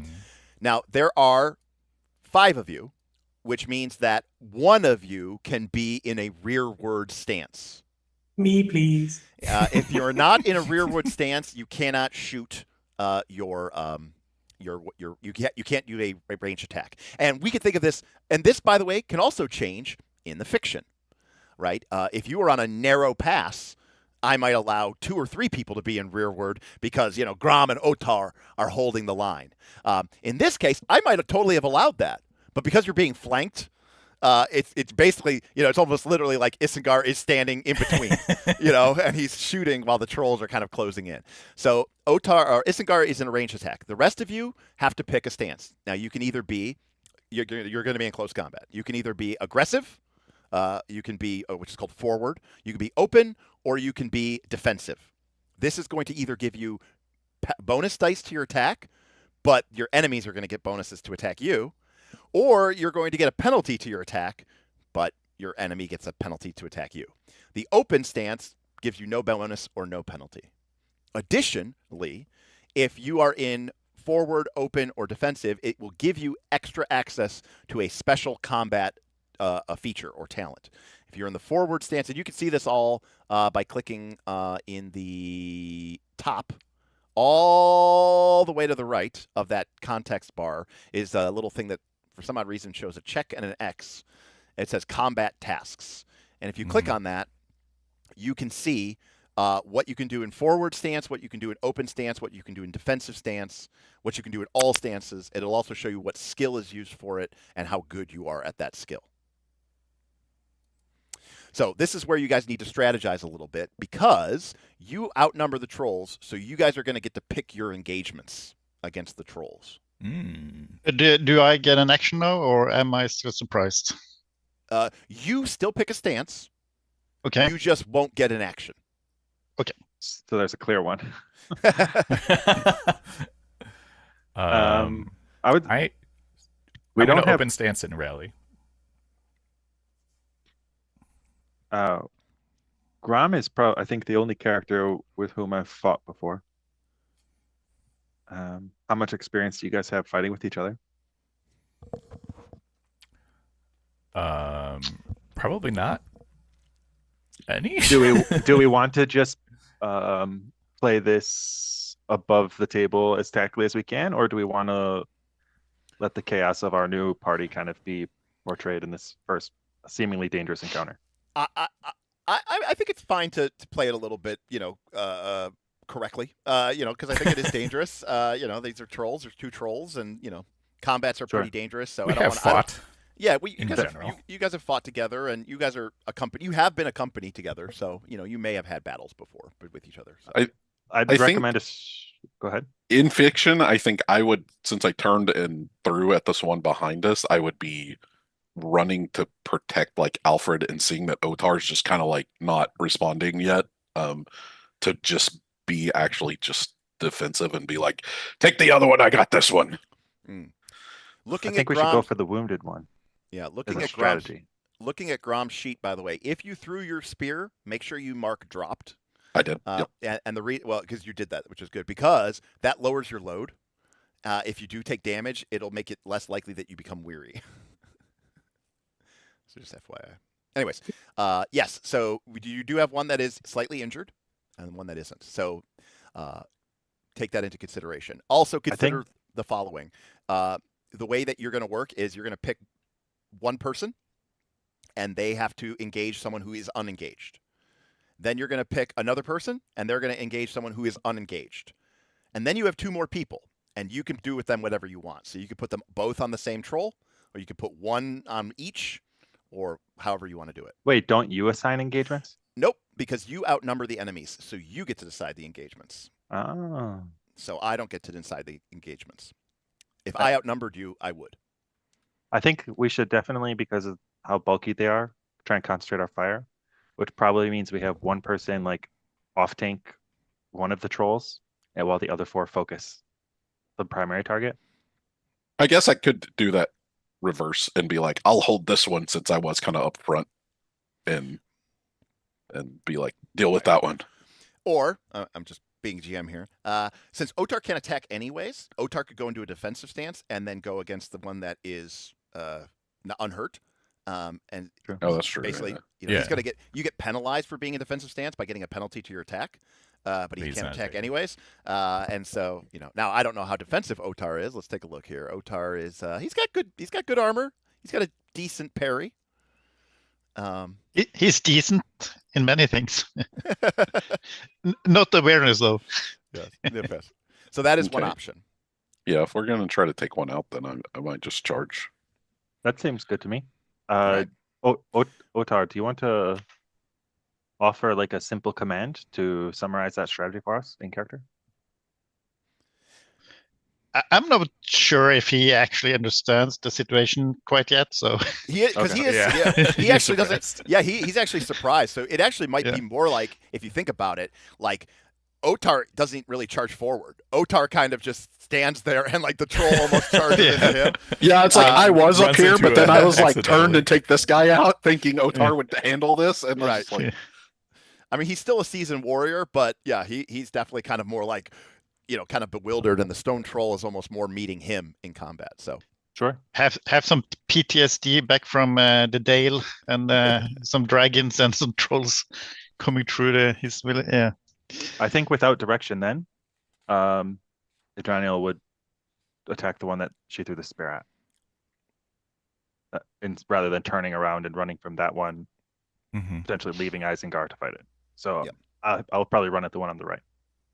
And it strikes me that Grom and Adrianiel both have decent ore, which is good for forward stance, and Alfred and Otter both have decent in Hearten, which is good for the open stance, the mid stance.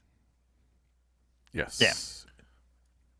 So yeah, I suppose I should. I'm going to go into aggressive stance. I'll start. She'll spring into action, charging the troll that sprung up next to Let me Otar. rally. Let me rally first, because I'm not going to roll. No. I get you. We haven't even done assignments yet, so Gotcha. we have to finish all assignments first. You guys don't take turn. Yeah, sorry. You don't take. We're not doing anything yet. Everyone needs to be in combat with somebody first. So you all have to pick actually, technically, you all have to pick a stance first, then make your assignments. So Grom went and engaged the stone. So here's how it officially would work. Isengard picks rearward. Everyone else picks their stances. Cool. Grom goes to this stone troll. So another player has to go next that isn't Isengard. Otar went, and you have to engage one that is not engaged. So he chose this one. Now Alfred and Adraniel can go. They can engage anyone, even if they already engaged. These are stone trolls. They're large, so they can be engaged by up to 6 people because, they're big guys. So just to be clear, you know what your stance is, right, Grom? Yeah, aggressive. Okay. Let's do it. And so, Adraniel, you're going against the stone troll robber? Yep. Okay. Also, just to be aware, as a GM, a lore master, I can attack whichever target I want. So I don't have to attack Otar in the defensive stance. I can throw all my attacks on you, Adraniel. And you'll be in the aggressive stance. So what is the engaging doing? That is who you're going to be fighting. Oh, so you would have to choose from the people engaging you. You got it. Yeah, in fact, actually, I think it's better if you go left than right. Yeah. Yeah, so I just am having a hold up in the fiction, personally. I'll approach warily. Okay. So you're going against this guy? No, I'll still stay on the one with Otar, but I switch to defensive stance. Okay. All right, cool. The only reason I was confused because I thought you were the one who said we should all gang up on the one guy and destroy them. I think that does make the most sense tactically, but it just, without any kind of direction or vocalization, because Otar's a bit stunned, I didn't feel like Adraniel would just turn around like that. Got it. Okay. And so, yeah. So watch this. Let's all attack the one that's already hurt. Let's go, everyone. All right. So now we'll start the actual combat rounds. So we start with the people in forward stance first. So this is going to be Grom. So Grom, you get to target the stone troll robber, and so you've got your 2-handed long-hafted axe, and you spin and turn, and it's coming up from behind you, and it's like, hey, I'm gonna eat you. Hey, you're gonna pay for that. And he kind of lumbers up a little bit, and you kind of charge into him with Alfred at your side, and go ahead and so smash. I clicked the attack. Is it gonna automatically add the one for being an aggressive stance? Yes. So okay. When you say attack, you mean like the thing on the pop-up menu? Yep. It should add all that automatically. It should, in theory. Oh, okay. And then I click. Okay. All right. So, a couple of things happen here. This could be really good for you guys. Grom, son of Grim, son of Grum, attacks the stone troll robber using their long-hafted axe. All right. So you deal 6 points of damage, which is awesome. All right. Boom. He takes it. However, he needs to make a protection roll against DC 18 because you rolled a 10, and a 10 is a piercing blow. So Grom comes in and just crushes this creature with his axe, and I need to make a protection roll. Please fail. Oh. Oh, he's failed. Oh, yeah. Nice. So the troll howls and staggers under the powerful blow from the mighty axe of the dwarf. You shall have to go through me first. The stone troll robber drops as this is not necessarily a loss of endurance. This is a loss of just crushing as the axe sinks through his thick hide. You hear it snap and crack into the troll's ribcage, and the dwarven axe comes back streaking with troll blood as the stone troll robber goes, "I burnt! No, he hit me! This dwarf! Ah!" And the other stone troll robber seems a little bit more concerned now that the dwarf has crushed his brother in the chest. Okay, great stuff. Note. I have a question on the rules on that. Do they When they take that injury, do they lose one of their turns, or do they still get the 2 turns? Great question. I will look it up because I believe it is based off of their might, not their wounds. But that is worth checking out. I hope they do, because otherwise I might just get fucked right now. You got armor, right? Yeah, still gonna hurt. Yeah. Yeah. All right, it's evil men, adversaries. Okay.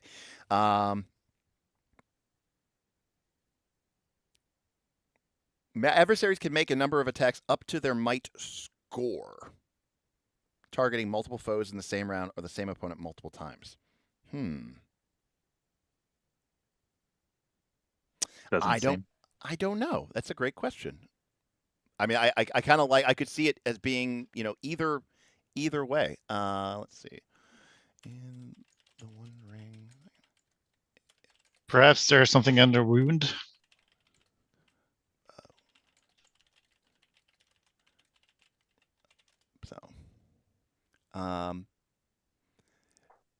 In the One Ring Second Edition, adversaries do not lose attacks when they suffer wounds. An opponent's might wound both indicates how many wounds it takes and the number of attacks they make. So there you go. Unless specified otherwise, they will continue to make 2 attacks per turn until the final wound kills Unfortunate. them. All right. And we're back. Okay, so that was Grom's awesome action. Next, we're going to do our people in open stance. That is Alfred. Yes. So Alfred is going to turn to his allies. Yes, this is, and he's going to regale just a quick a situation in which a host was beset on both sides and they won. So he's just going to quote, "This is the battle of whatever." Now it's not the time, Alfred. But they rallied and won, and he's going to rally comrades. Okay, go ahead and make an enhearten roll. On a success, all members of the company fighting in a forward stance gain 1 dice on their attack rolls in the following round. Mm-hmm. Okay, so regular success. You got a regular success. If the roll produces 2 successes, it's supposed to apply to all heroes in any fighting stance. If you got a thing, so it's okay. So next round, you guys would get +1 dice if you're in the aggressive stance. All right. Now come our defensive characters. So Otar and Idraniel, you can do these in whatever order you want. You obviously are going to be making attacks against the Stone Troll Robber. You will get a penalty dice to your attack, but again, that'll be built in to the roll when you click on the make attack button option. Yeah, I can't, so I will. Oh, right. That's right. I forgot. You are surprised. So Otar is kind of standing there. He's fumbling for his sword as the Stone Troll Robber is pulling it out. And, it looks like it's going to be really bad because the Stone Troll's like, rah, rah. But Adraniel, with the keen senses of the elves, kind of almost saw all this happening beforehand, is there to step up to his side before the Stone Troll gets there. Adraniel.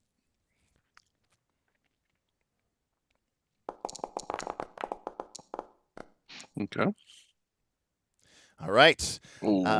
Adraniel, you draw your long, keen elven blade and slash at the troll, but it bats aside your blade easily and prepares to squish you. Isengard, before I go, you get to make your shot, sir.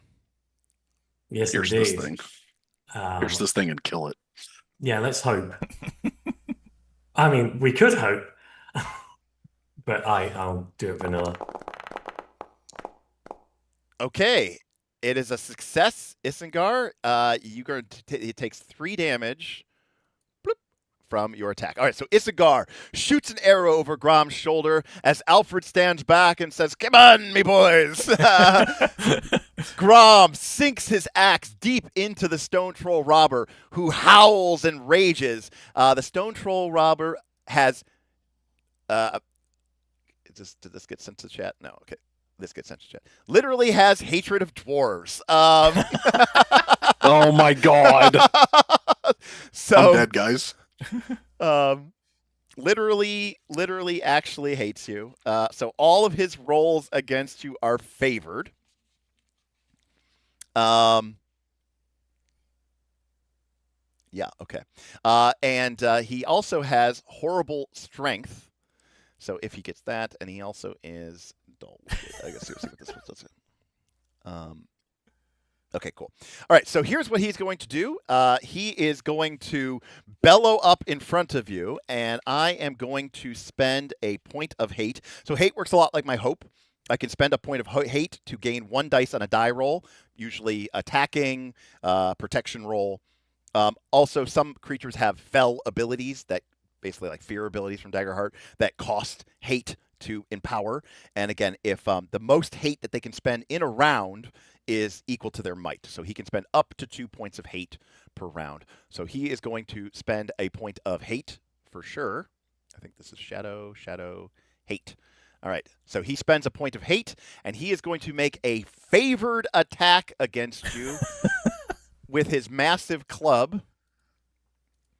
And it is favored because you are a dwarf, and it has got a bonus die because he is because you are in an aggressive stance, and he's spending a point of hate, so it's 2 bonus dice.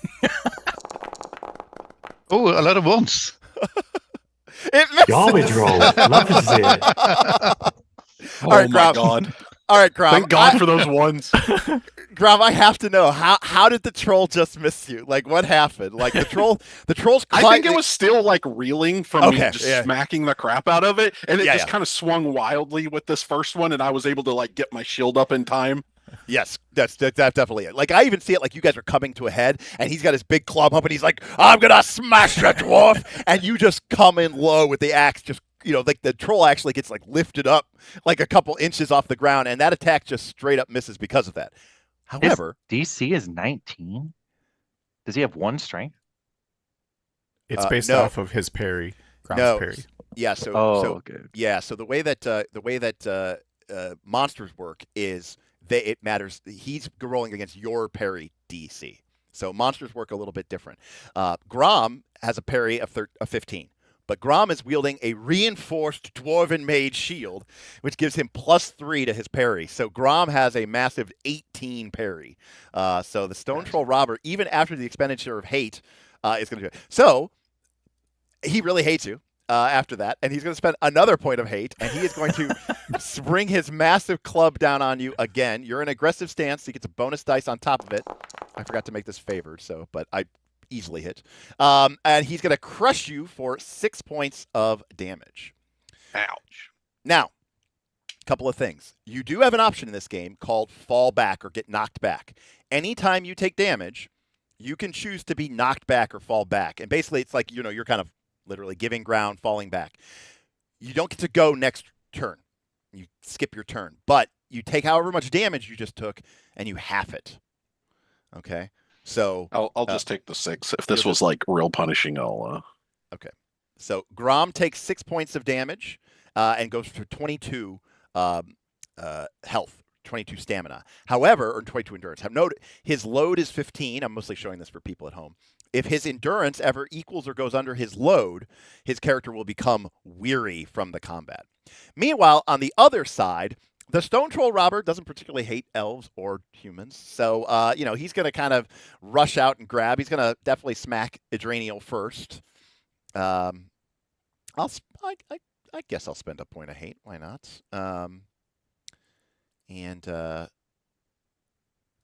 Just to get a bonus dice. And he's going to crush Adraniel as the elf comes in. And he goes, Trixie Elf! Oof. Ooh, okay. So, so I just got a great success. So I'm going to make this a heavy blow. And that's going to be 14 damage. As the massive troll brings up his club in 2 hands and smashes it down against the elf. And you know what? I'll say that like Adraniel was trying to like cover for Otar, almost putting himself herself into more danger, and in doing so exposed herself to this wicked blow from the stone troll. So that's out of my endurance, right? Yes, or you could choose to be knocked back and only take 7. Oh yeah, I'll take the knockback. Okay.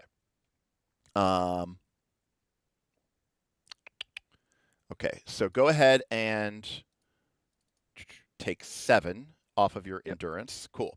All right, so Adraniel gets knocked back from the blow. She kind of tries to roll with it as best as she can. You know, her elven grace keeping her out of the worst of it. But she is pushed back from the conflict. The stone troll robber turns to Otar and smashes into the mighty Barding with his massive club. As he's apparently this is definitely the bigger brother. He gets a penalty die. 1-1-1-1-1. Oh no. All right. So powerful was the blow on Adraniel that he's only basically able to kind of like throw an elbow out towards the mighty Barding, but the Barding has recovered and now, has sort of done that. All right. So that was the end of round 1. And so now it is the start of round 2. So again, first things first, you guys choose stances. So you guys can choose your stances. This is, by the way, something that people who played a pre-errata version of the One Ring thought was really lame because there was a mistake in the original One Ring that basically said you couldn't change your stances. And so people were like, so you're locked in your stance for the rest of the fight. So you guys can change your stances. Then you will have the opportunity to engage if you are currently unengaged, and then we'll go into the fight. And remember, anybody in aggressive gets a bonus from The Alfred. first one. What's that? It's just the first attack roll in aggressive stance. Oh, yes, is it? No, it's. Or it's is it everyone? It's everyone. All comrades in All forward comrades. stance. Okay. So if you are in aggressive stance this round, you'll get +1 die for being in aggressive stance and +1 die from the enhearten. So again, this doesn't require me or actually any conversation with any of your party members. Technically, you can choose whatever stance you want. I would like to stay in rearward. I am small and they are big. I have a question. You can roll battle to give an advantage. Yep. But I'm not sure what kind of stance I have to be. Any stance. Any stance, okay. Yep. But I would go last if I am in defensive stance. So if it should be any point, I have to be in aggressive or in the... Correct. Okay. And also keep in mind, you give an advantage to me. I'm after you. Yeah, okay. Well, I think to gain an advantage, it's yourself on that one. It's Tengwars that give it to other companions. Yeah. Yeah, but I'm pretty good at it, so I could probably... Interesting. It's I can never remember. I think I will stay in defensive and try to keep this troll off other people's back, and you guys can try to take the other one. Grom, would you prefer that I open stance and rally again, or defensive stance and protect you? Whichever you think would be best, sir. I think seeing you get hit, he would probably try to protect. I don't think there's I'm much... staying aggressive. I'm ending this troll. We're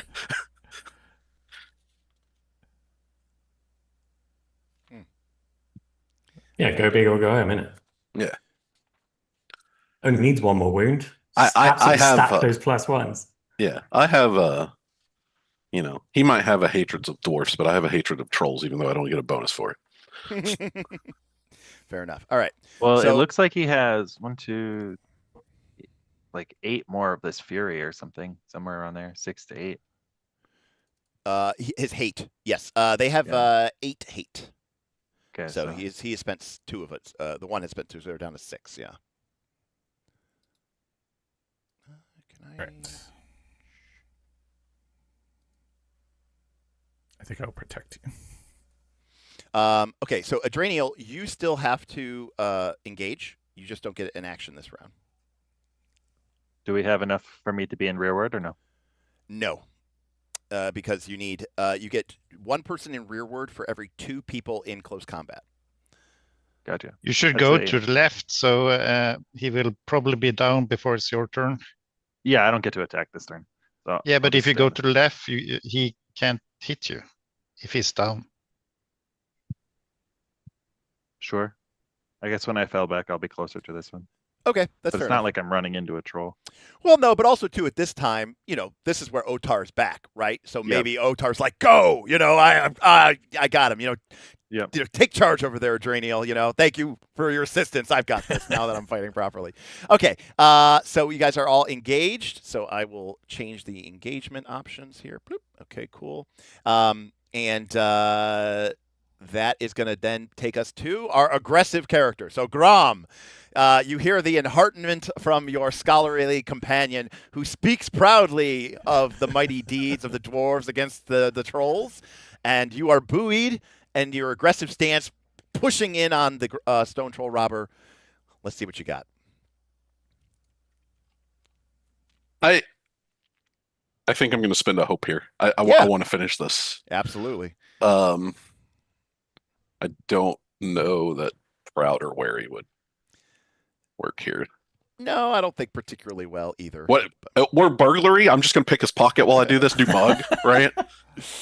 And also keep in mind, remember, in combat, you can still aid allies. You can still, you just have to make it make sense, Again, I don't know if that's the official rule, but from my perspective, it is, at least until I hear otherwise. So.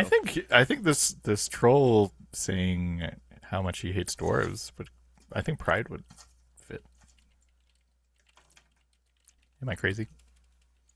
No, because he hasn't really been hit yet, and I don't think there's a pride thing here. That I do think that's a little bit pushing it. All right. Jesus. Well, you rolled terribly, but you still managed to hit. 6 damage to 6 damage. 6 damage to 6 3 damage. 5s. One. I couldn't get 1 6. Just one. Welcome to Free League. I've said it before. I'll say it again. Okay, we literally have nobody in open stance. So Otar, Alfred, and Adraniel. Adraniel, you're skipped, so you can clear your knockdown status. And Alfred and Otar.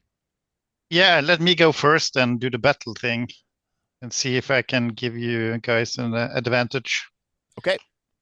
So I will start, not like giving orders, but more like pointing out things on the battlefield, like beware, this trolley is wounded, and trying to give as much information to my friends as much as I can, and hopefully it would help them. Yep. Yeah, I mean, battle is your ability to sort of lead in battle. Yeah. So yeah, go for it. And I also will use a hope and my leadership. Oh yeah. I will. For sure. For sure.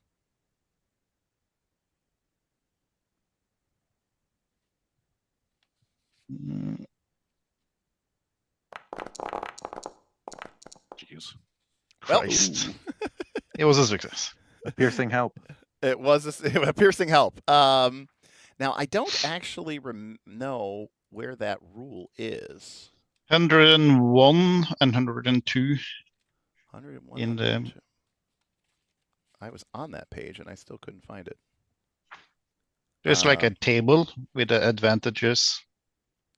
Okay, make a battle roll as their main action round to impose or remove a complication or to gain an advantage based on the description of the battle. On the success, the acting player can either gain an advantage on their next attack roll, remove a complication from it, or impose a complication on the next attack roll made against them.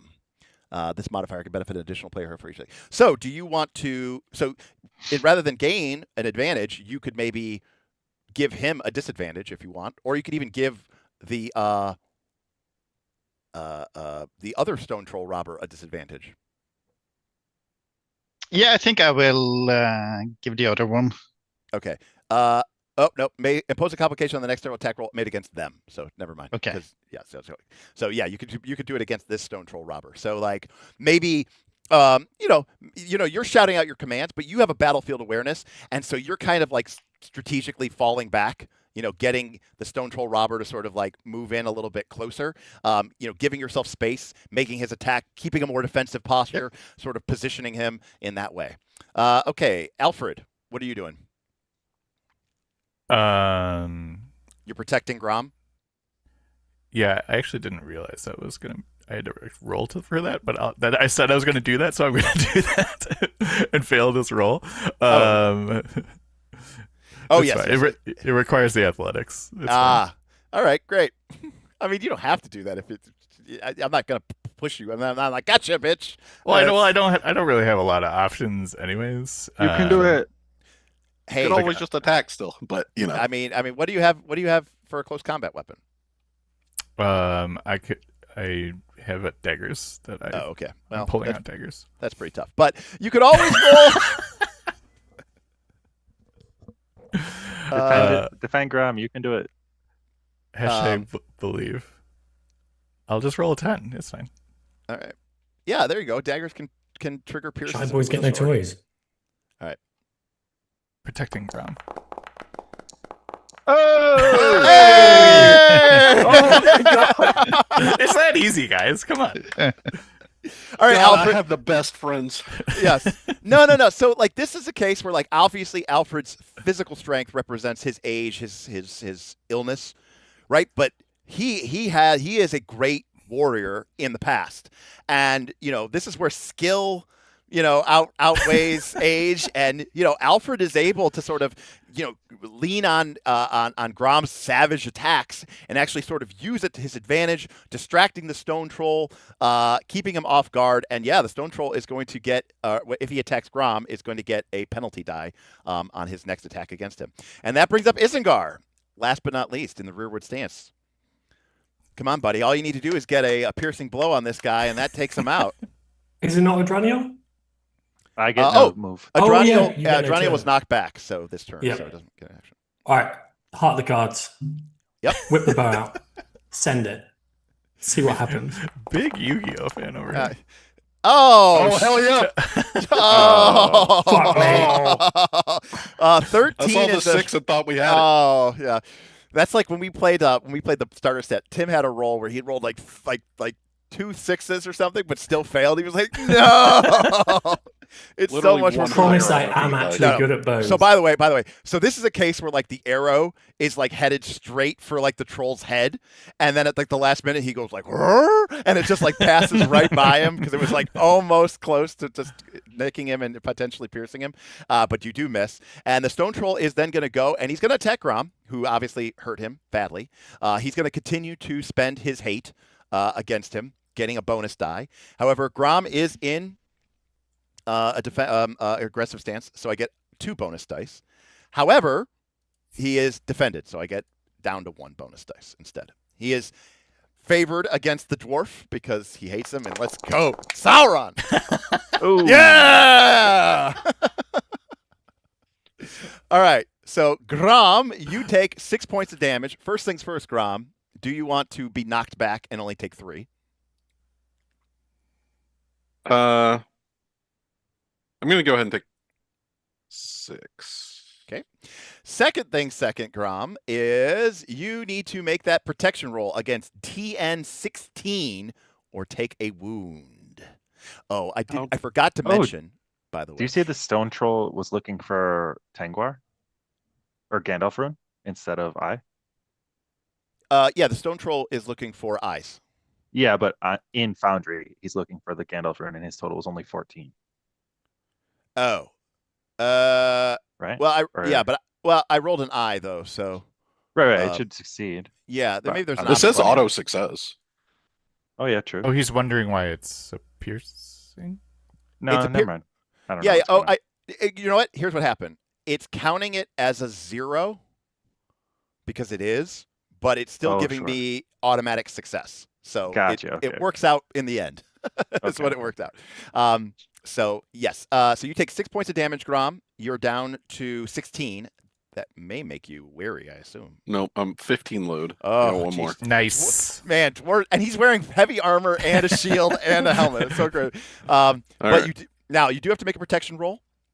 This is all your armor, but you can also spend hope. Just saying. But yes, obviously, if you fail this, you will take a wound. I forgot to mention for you guys, when you take a wound, we also roll the d12. If you roll a Eye of Sauron when you take a wound, This is where Grom dies, guys. Good luck.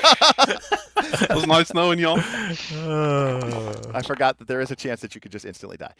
You are protected. Nice. With a 30, by the way. The heavy armor of the dwarves turns aside the potent blow, and you are merely just shook and shaken by the powerful blow. Yeah, I think I don't get knocked back in the fiction or for the mechanics, but I think I like stumble back for a second, and then like this is the first time you see on Grum's face like, oh shit, like this might not be a good idea, guys. Now, again, he hates dwarves. There's really no reason for him not to just literally. And you also wounded him. He's just gonna beat you again. Now, defensive is the next attack aimed at the protected hero. So this is just gonna be straight up normal, but with a bonus die because you are in aggressive stance, and another bonus die because he spent his hatred.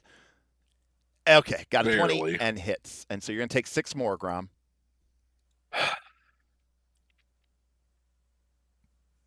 Fuck it, we ball all 6. All right. Grom, son of Groom, is now weary. So make sure that you mark the weary condition on your sheet. Or I can, I suppose, but you can do that as well. So now, as a reminder, that are you weary? How do you mark weary? I think it's automatic. Yeah, I think it's automatic. It says You exhausted. got to on the manually top. apply though, weary. Yeah, when you get the skill box up, you can choose to be weary. I think. So now any 1s, 2s, and 3s that he rolls on his d6s will become 0s. It's okay. He's only going to roll 10s. 10s and 6s. All right. Meanwhile, on No the other sixes. side, the other stone troll robber swings his club wildly and madly. I got a 6, but it's a failure. And then he continues to swing wildly as Otar fights his way back, penalizing. And I rolled a Gandalf rune. That is a failure for me. And so it is all not good. So yeah, Otar, you're getting back your footing, your command of battle. You were a little shaken up, but maybe there's not a lot of trolls in the north. You're more used to fighting like orcs and Easterlings and stuff. All right, that is the end of that round. So round 3, you guys can pick stances, change stances, and you can't change engagements. The only way that you would change engagement is if Isengard dropped out of Rearwood, he could assign himself to either troll. But you guys can change your stances. I think Isengar's happy where he's at. Wait, was I allowed to because I got stunned? Yep, you're allowed to change. Oh, okay. Yeah, it's a new round, so now you can change. No, I mean that's what allowed me to switch my engagement. Yeah, because you got knocked back, so you weren't engaged anymore. Yeah, exactly. Okay. So it worked out perfectly. I didn't know. It was all part of my plan. Yeah, I think I will keep this one occupied. You guys take the other one. Otar's like, I got this. He's just like fighting off this troll. You need to switch to open then, Jackal. Yes. Alfred. Yes. All right. Grom, what are you thinking here? Just staying in forward? Yes, this thing must die. He is a dwarf. He's through and likely through. going to attack you no matter what, just because he has hatred for dwarves. I don't know. Mhm. Even if you went to open, at least you're not taking a penalty. I don't know. Nah, he's not getting another turn. That is Grom's goal right now. He's too angry and too proud to die. There we go. I love it. All right, Adraniel, are you aggressive? I am. Yeah. Okay, great. So then you guys get to go first, Grom and Adraniel. So whichever one he wants to attack first. He's Go your for it. foe. Oh, okay. I will After you, dwarf. after you, Sir Dwarf. I will hope again, and I do think proud is now on the line because I will not let this man best me. I say man, but okay, so we don't have Enhearten anymore. Okay, or Rally. Okay. Oh my god. It.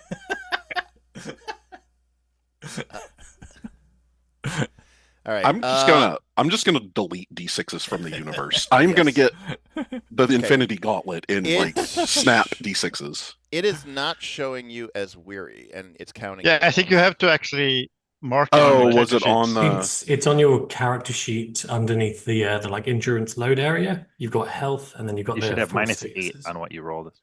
There we go. Oh, Uh, okay. So I 17 is forgot still more than enough. I forgot the alt click, and I was clicking and it wasn't doing anything, so it wasn't changing. Okay, got it. Yes, alt to change. All right. So Logan, you did the math. What was his actual roll? -8. So 25 -8 should be 17. So it's still hit. 17. Okay, so you still hit, and he still takes 6 points of damage. Okay, cool. All right, you hit him. He's down. He's hurt. Draniel, the dwarf continues the attack, but now you're recovered from being knocked back, a little shaken up. But this stone troll is already wounded from the dwarf's mighty axe and has nicks, cuts, bruises all over his stony, warty body as he kind of continues really kind of to ignore you. In fact, I'm going to argue you actually get 2 bonus dice. So you get 1 bonus dice and he's so focused on the dwarf and Wes has been so locked in on being like, nope, it's just me and him. They're totally focused on each other. You actually get a extra bonus die. Sure, I'll use a hope. Yeah. I won't invoke any of my traits. I don't think they apply, but I will take your bonus die. Yep. Sounds good. I'll roll. Please pierce this man. Ooh. Yeah. All right. So a couple of things from the math perspective. You rolled a 6, so you can pierce, which will basically raise your 3 to a 6, which does nothing. But if you were at a 7, that would raise it to a 10, and then that would be a piercing blow, and you could potentially wound him. So you're So many 4s and 5s. So you're heavy blowing. Yeah. So your best bet is to heavy blow, or you could parry if you thought he was going to attack you, but you don't think that he is. So it's been described in the fiction that he will not. Correct. So yep, heavy blow, and you're going to deal 9 damage to the stone troll. I do a twirl beneath his knee and cut into the tendon. Yeah. So it's the elf is not, Grom and him are just literally trading blows back and forth, and the elf is like spinning around and slicing through the creature's tendons, and even though it's not a strong blow, it's definitely the biggest blow he's actually taken in terms of stamina loss because it's really starting to affect his ability to fight and damage, and he's definitely being affected. The keen blade of the elf slicing through him. All right, those were our aggressive open stance. That's Alfred. Friends, we will be victorious this day. All right. I'm going to spend a hope. I don't think any of my things apply. I ought to spend a hope and give him a little cheeky aid. Yeah. All right. Regardless Other of my words of encouragement. regardless of my interpretations of the hope rules, this is definitely a skill check, so you could definitely use hope to encourage him. Okay, get his ass. No 6s. Whoa. Yeah. All right. Stance only next. All right. time. Only people who are being hyper aggressive can get buoyed up by that. And that brings us lastly to Otar and then Isengar. So Otar, you get to make your 1 defensive attack. Yeah, I will do the battle thing again and try to give this stone troll a disadvantage. Yep, go for it.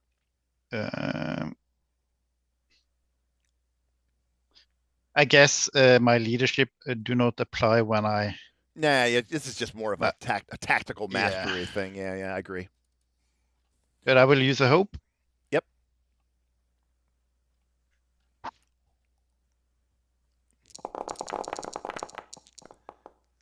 Ooh, that's a terrible roll. All right, Otar, you begin kind of getting a little bit forced back as you're trying to sort of, but the stone troll is still pushing in on you, having really not taken too much damage at all. Isengar. These are some Edrill style rolls going. Yeah. Deeply cursed. I'm going to mix it up a bit, and I'm going to shoot the troll with a bow again. And I'm going to mix it up because this time I'm not going to whiff it. I'm going to nail it with an extraordinary success. He won't see it coming. Oh my God! He just did that. That's crazy. Part of the cards. I know I say that every single time, and it failed 7 consecutive times. He has enough 6s to make that actually a piercing blow, I think.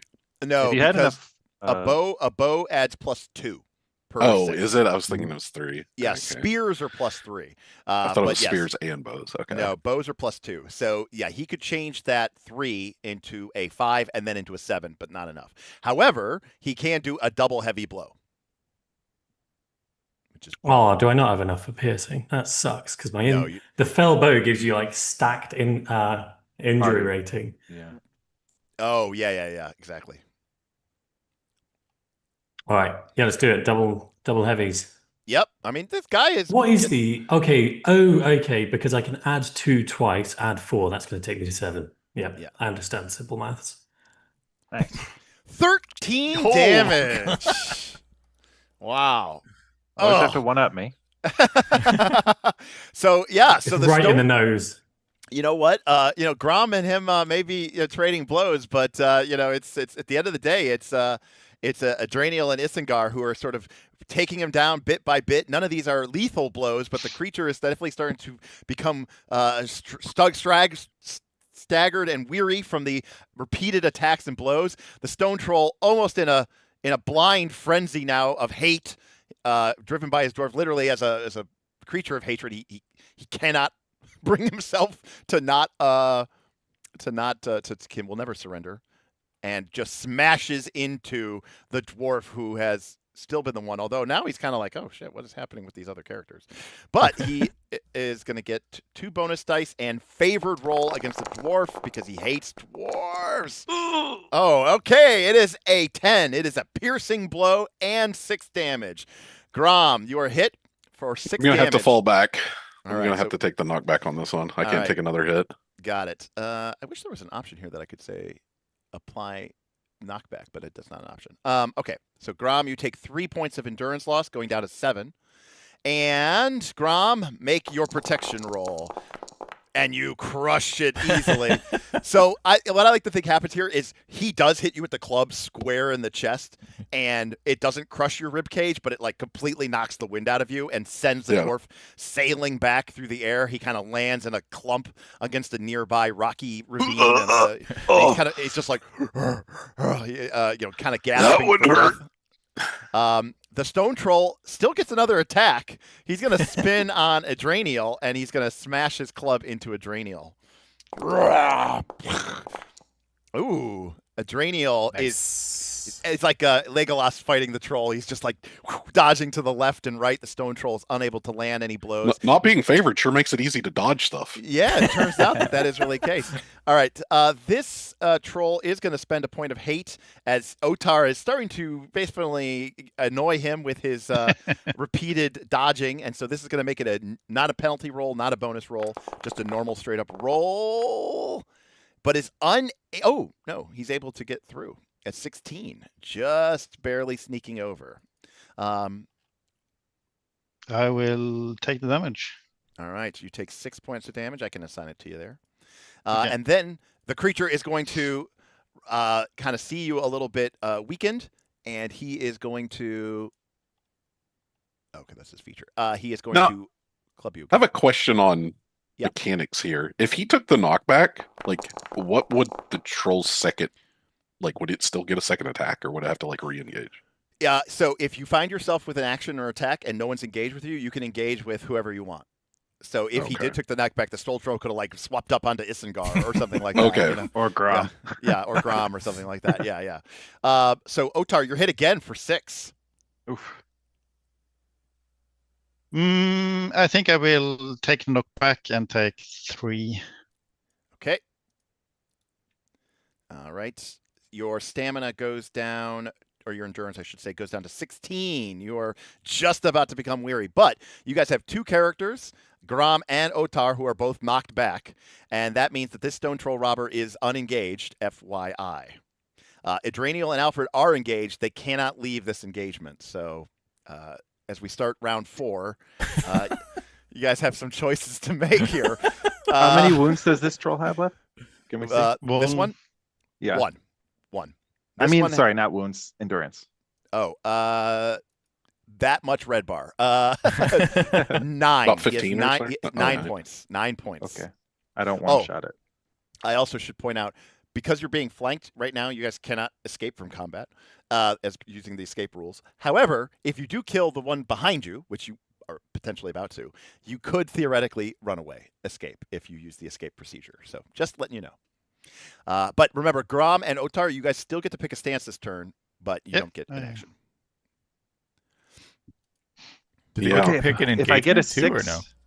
If I get a 6 on this troll, I can reduce all of its endurance. So Big I'll roll. stay in aggressive. Yeah, big roll time. Isengard, it might be wise for you to actually go and engage this. No, if you engage, he has to engage and unengage. Okay, so he has to go to this one. Okay. Yeah. You have to make sure every monster is engaged first. Okay. Can the knocked back people not engage? That's a great question. No, we can. Isn't that Yeah, what our action this turn is? You yeah, had I me mean, do it. Yeah, you can engage. Yeah. So yeah, I think we just go back to where we were.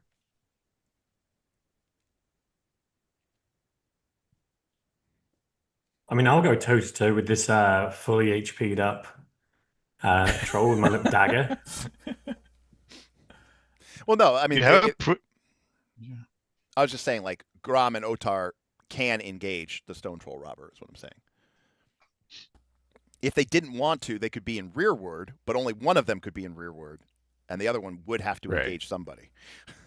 So do you guys want to go back to where you? Yeah, I say we just go back to where we were. All right. All right, cool.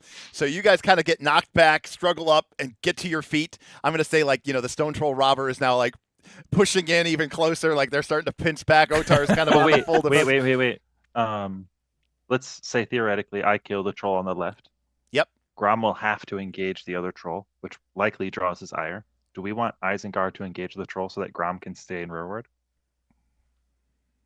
Yeah, what happens like if Adrenial goes and kills this thing? What happens on mine or Alfred's if we You have to engage something, is what he said. Yeah, I believe that is the correct terminology. During a combat round, it may happen that a hero who has previously engaged close combat finds himself unengaged when their turn to act comes. For example, their adversary has been killed by another player hero's attack. When this happens, the hero is free to choose another adversary to attack in close combat from among available foes, engaged or unengaged. So, Does yeah, that? it says free to choose, so I would say if you don't want to choose, you don't have to. Okay.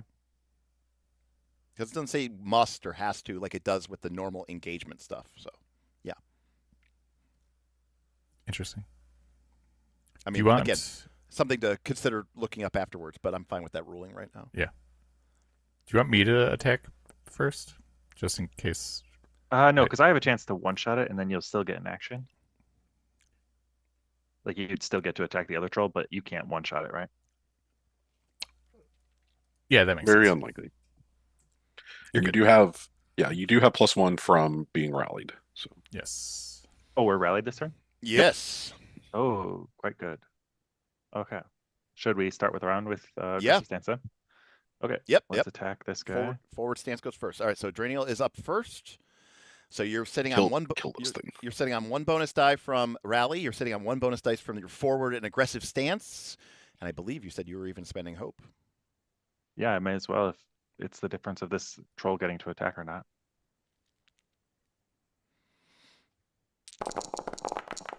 I see a 6. I see a Nice. piercing blow. Oh, baby. Okay.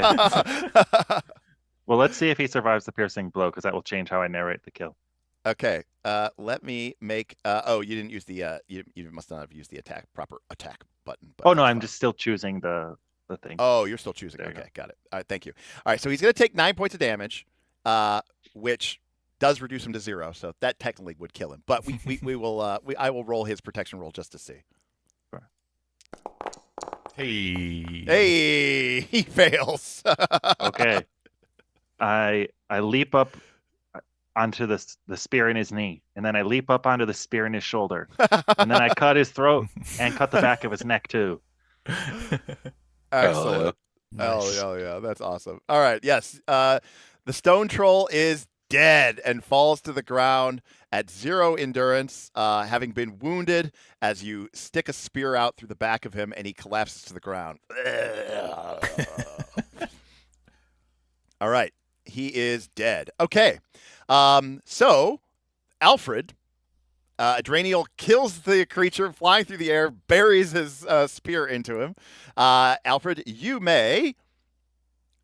are free to choose another adversary to attack in close combat from among the available foes, engaged or unengaged. So again, you don't have to, but Can I change my stance? no, you cannot. I'm forward and forward. Oh wait, I I don't- kill it with endurance and the killing blow, so Grom Yep. has to say it still only counts as one. That's awesome. I think I will refrain from engaging.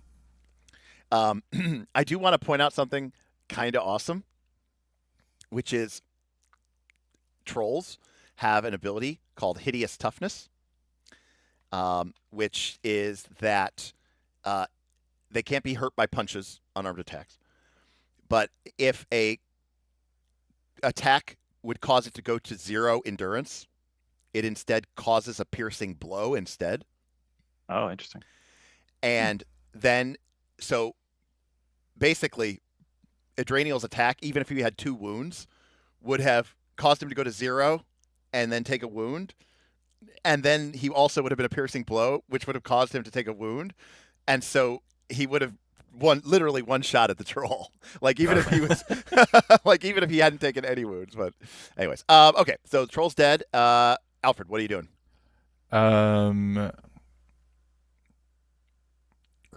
No, that won't happen. I will do the, I guess, gain an advantage. Okay. Can I do that to the troll without engaging it? No, Probably not. probably not. Can I do that to me without engaging it? That really wouldn't make sense either. No. You know what? Fuck it. There you go. What's the term there? Shy boys get no toys. Is that the term? Goal. That's right. Exactly. Yeah. Sorry. Shy boys get no toys. All What's going to happen is we're going to effortlessly knock in 2 piercing blows on this bad boy after the absolute meat grinder of the first one. Right. All right. Well, now that the whole squad, but yeah. All right, Alfred, let's go. I'm clicking. Well, it was like we put one piercing blow into that one real quick, and then it was just like we couldn't get one until the end for some reason. Like, Yeah. Way it goes. I'll spend a hope too. 'Cause... Yeah, there you go. Get in there. And And you get the bonus dice for being in Hearten. yes. All right. I see a 6. I see a piercing blow. I see a piercing blow. Alfred's our best fighter for some reason. Yeah, he's got experienced. He's got the experience, man. It counts for more, you know? Fortune favors the bold. That's what they say. All right, Alfred. The old?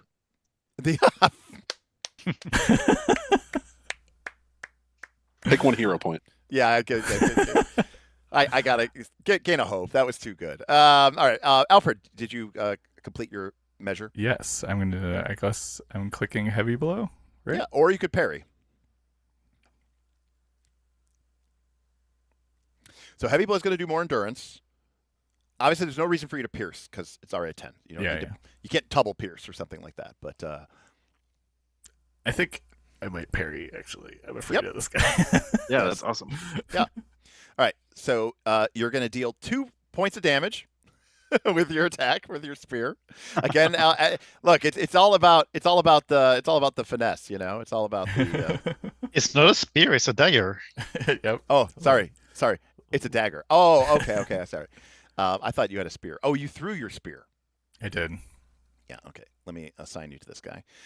Okay. So you do 2 points of damage to this fine gentleman. just nick him. Tick. He took But it. you hit an artery or something, because Right. Hey, well, you're about to see if you found the gap, right? Yeah. And then Found that weak point right in the kidney. Here we go. Yeah. Yeah, I think he passed that. Yes. Okay. He was protected. Okay. But he That was close, though. he's fine. All right. Open, nobody. Defensive, Grom, you were recovering from being knocked back. Otar, you're recovering from being knocked back. Isengar, take your shot. All right. I'm going to change it up again, and instead of getting to an extraordinary success, what I'm going to do is I'm going to completely shit the bed. And No, you're going to get a piercing blow. Stop this. You're going to get a piercing blow. No, I trying to feel like reverse. there's an Eye of Sauron in this role. Wow. That's crazy. I actually thought it was going to be a Gandalf for a hot second. But, Yeah. man, oh. You still almost I succeeded. did like 2 minutes ago. I was like, I'm pretty sure I'm going to nail a Gandalf on this one. A ring And wraith then- shows up somehow. Yeah, when the pop-up showed up, I was just filled with dread. What? How much parry do you get from a dagger? Do you know? Just one. Just one. Okay. All right. Well, the stone troll is going to turn towards the defensive Alfred, and he's going to smack him with his. He's getting tired of swinging at Othor. Yeah. Thor. He's going to put one on both of you. He doesn't have the same kind of hatred modifier as you. Is this right? Wow. Your parry's 19? Mm-hmm. I'm witty. Holy crap. Wait, so it's actually 20? Mm-hmm. Yeah. He should have been here all the time instead of Othor. Oh my god. Well, I don't think I can hit. No. The stone troll swings at Alfred, who's just like, oh. He's like, I'm attacking the big northern barbarian guy. This is way easier. He's gonna swing at I got old man old man strength. Yeah. wiliness. Yeah, wiliness. All right, need the 15. Oh god, terrible. All right, this stone He troll rolled like 4 1s against you. Yeah, he's rolled very badly. All right, If so only they rolled that bad against me. round 5. You guys can pick your stances. I'm going to say because of the narrow path, and because you've killed the guy behind you, you can now have 2 people in rearward if you would like. So otherwise, change your stances and then engage. I would like to change to rearward. I would like to move slightly further back now that there's Yeah. space, because that troll was coming in. But still in rearward. Isn't like recovering a weapon or something an action? I would like to recover the spear I threw, basically. This turn would probably be my. That also sounds correct as a main action. Yep. So I will be in rearward to recover my spear. Yep. That's when it comes to me, I guess. Yeah, because you can do like for free. You can advance or retreat. You can try to locate. You can draw a weapon. But yeah, recovering your weapon, helm, or shield that was previously dropped is your main action for the turn. So okay, cool. Can either of you give me a defense dice if I go aggressive here? My athletics is bad. And my athletics is also. I have 1 die, but Sounds like a no. Unless I just keep rolling 10s. I mean, it's that easy, right? yeah, I think if Alfred can do the.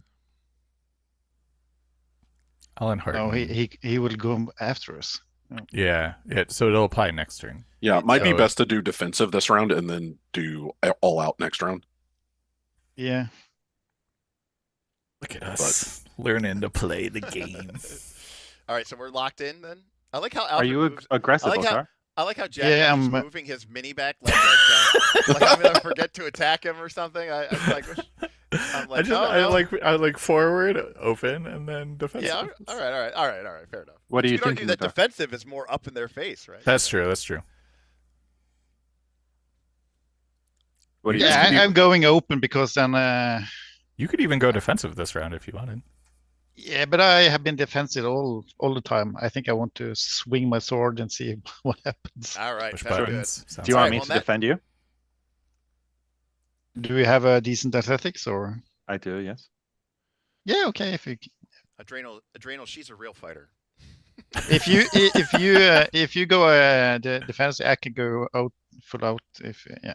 Sure. All right, cool. All right, Otar, kick us off. The troll is kind of looking, he's like, hey, you kidding me, brother? I'm gonna, and he's still kind of, he's got all of his endurance. He hasn't taken a wound. He's not, he's not looking too. Attack roll. There we go.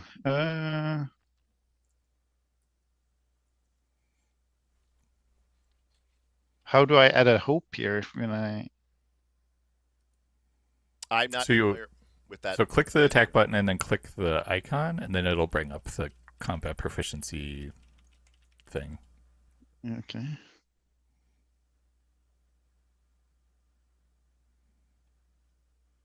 There we go.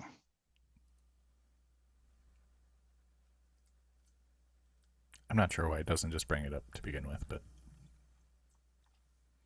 I'm sure Yeah, I will there's just a reason. attack, I think. So, attack.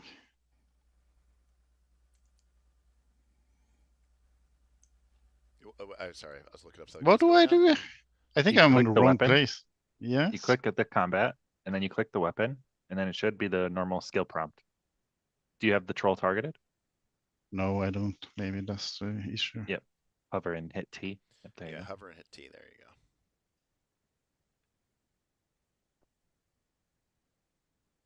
And then Combat there's cross. task. Yep. Or no, you'll just do the cross swords, not combat Yeah, task. yeah. You'll do just wanna- combat. You're just trying to attack. Oh, there we this. go. Yeah. Yeah. I will use one hope. And All right. All right. Well, you hit him. He takes 4 points of damage. So he'll take it. All right. Next is Alfred.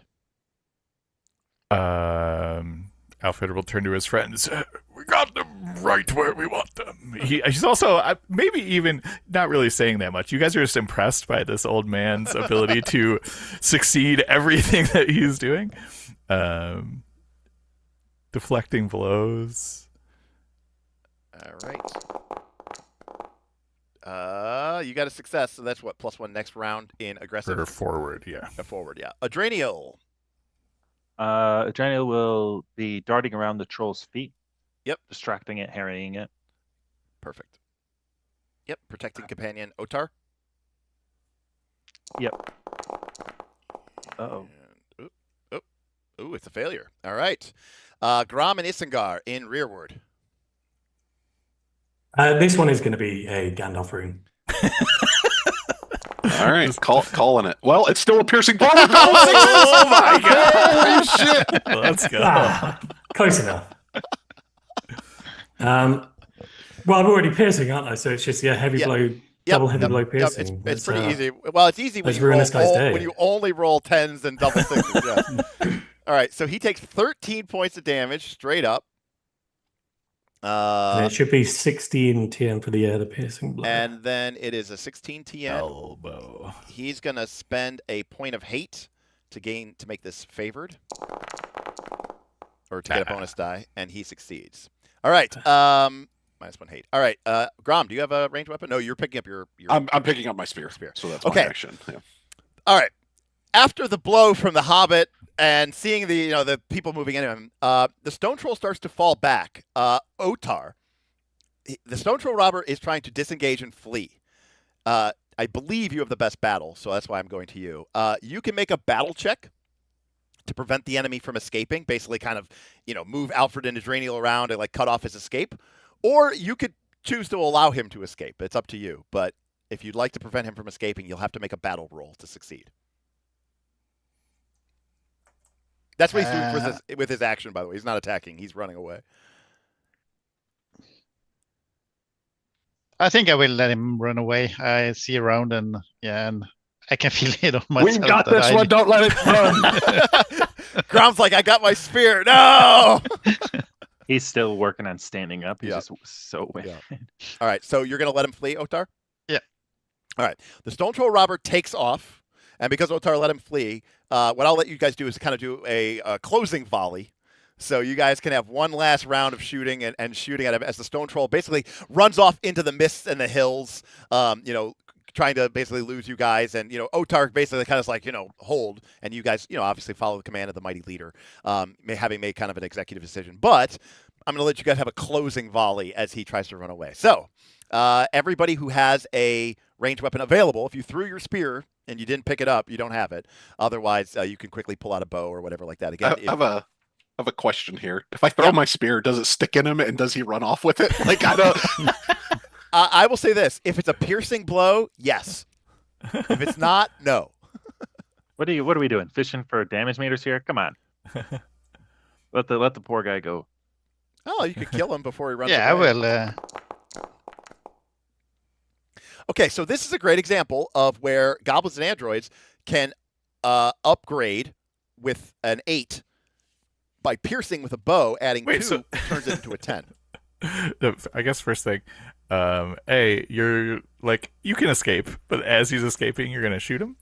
And then B, did you have your bow? Like, were you fighting with your bow? Yeah, I don't know. I have bow, but Yeah, it's the next round, so it's a closing volley. So it's a free action to pull out a weapon. Oh, Yeah, it's not like the troll disappears into the forest Correct. via teleportation. Yeah, it's a range shot, so it would be the equivalent of like the enemy breaking and fleeing, and you're just like, all right, hold, and then shoot. Right. No, I was just like going into Otar's brain. Oh, Like, I'm gonna let him run, and then I'm gonna shoot him. well, I'm assuming of course. he's not. Wait. He wasn't letting him to be run for clear, mercy. He was Yeah, letting him run yeah. for preservation. Correct. I assumed it was a strategic decision, not Yeah. like a, Okay. no. Gotcha. He's just a misled individual who doesn't understand what he's doing. No, he was just like, hey, we're kind of Yeah, beat it's up. just- We've got weary people. But he's like, hey, volley. Yeah, Try to it's shoot just him like in a place. Bran Stark situation or something. Yeah, right. Or not Bran. Rickon. Rickon. Yes. Yeah, the stone troll is not. He's not S weaving. Okay. So Otar. So just to be clear, there, you did endurance damage with a heavy blow, but what you could have done is turned it into a piercing blow. okay.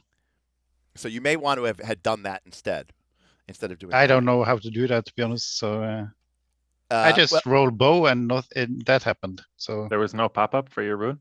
there was no pop up. He might have done his skill and not the attack. no, I did from the bow. Interesting. Oh, interesting. It definitely should have given you a pop up. So, okay. Well, I don't know. Oh, I know why. It's because he's still in the forward stance. Yeah. You need to be in the range stance to be able to Yeah, do okay. that. So what I'll do is I'll make a protection roll instead, because I'll say that there's no reason for you to do endurance to this guy. So I'll just do that. And what is the bow's injury DC? 14? 16? No, 14. 14. Okay, so he passes it. Okay, so you hit him. He takes a couple points of damage, but he's not otherwise wounded by it. All right, anybody else? I'll try a cheeky one, see if I can get that Gandalf rune that was promised. In the believe prophecies, in as you. they foretold it. Son of a bitch. No. All right, well, you hit, but only for a couple points of damage. He'll take it, but not a big deal. All right. Anybody else? Ranged weapon? Grom?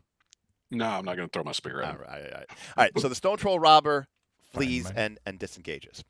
And runs off and kind of over a hill and then down and disappears into the mists.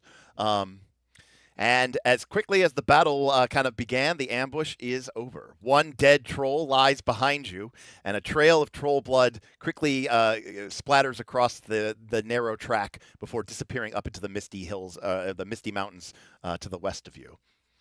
I pull out the other spear that was sticking out of it and hand it to Alfred. Throw, old man. Why, thank you all. You okay there? I'll be fine. 'Tis but a scratch. Okay, No, well, but for real, how do I get the endurance back? Okay, so there's two ways to get your endurance back, and both of them involve resting. You can rest once. I think it's called rest. Short rest or something. Yeah. Yes. At least it's not called stretch and Stretch and shift and oh my god, I hate that so much. I still don't know what the difference is. Okay, so under most circumstances, a day of adventuring allows you for a maximum of one short rest, usually around midday. If precise timing is required, it is to take about an hour of inactivity. So it's like D&D short rest, basically. With a short rest, you all adventurers recover a number of lost endurance points equal to their strength rating. Not your TN, your score. If you are wounded, you do not recover any points. No one's wounded, though. However, under normal circumstances, there's also a prolonged rest. If you have a good night's sleep, now that doesn't have to be at an inn, but it's got to be somewhat comfortable, then you recover all lost endurance points. And if you're wounded, then you get an amount of endurance equal to your strength rating, if your wound box is checked. So You also have this healing skill, I think. You can. no, the healing skill does not help you get back endurance. Okay. The healing skill is used to prevent you from dying when you're wounded. It also helps you to recover from a wound in faster time.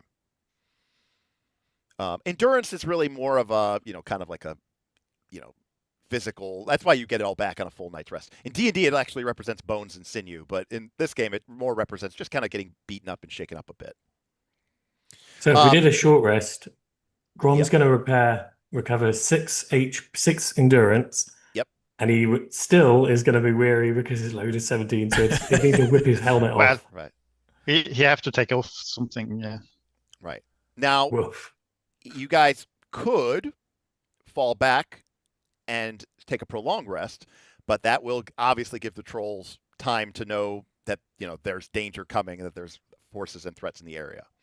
On the other hand, if you guys do take a prolonged rest, because it is almost 1 o'clock, and so that's usually our end time, but that would give us time to have a prolonged rest. You guys could spend some fellowship, try to recover some hope, and then also maybe set us up for next time as well. Because I know originally we weren't going to play next Sunday because I'm getting ready to go to NightCon, but it would be kind of cool to finish up this little adventure before I go to NightCon. So potentially, if everybody is available next Sunday, we could play a third time as well before we take a break. So, just to finish this up. But because you guys did take out one troll, but there's still a couple of trolls left.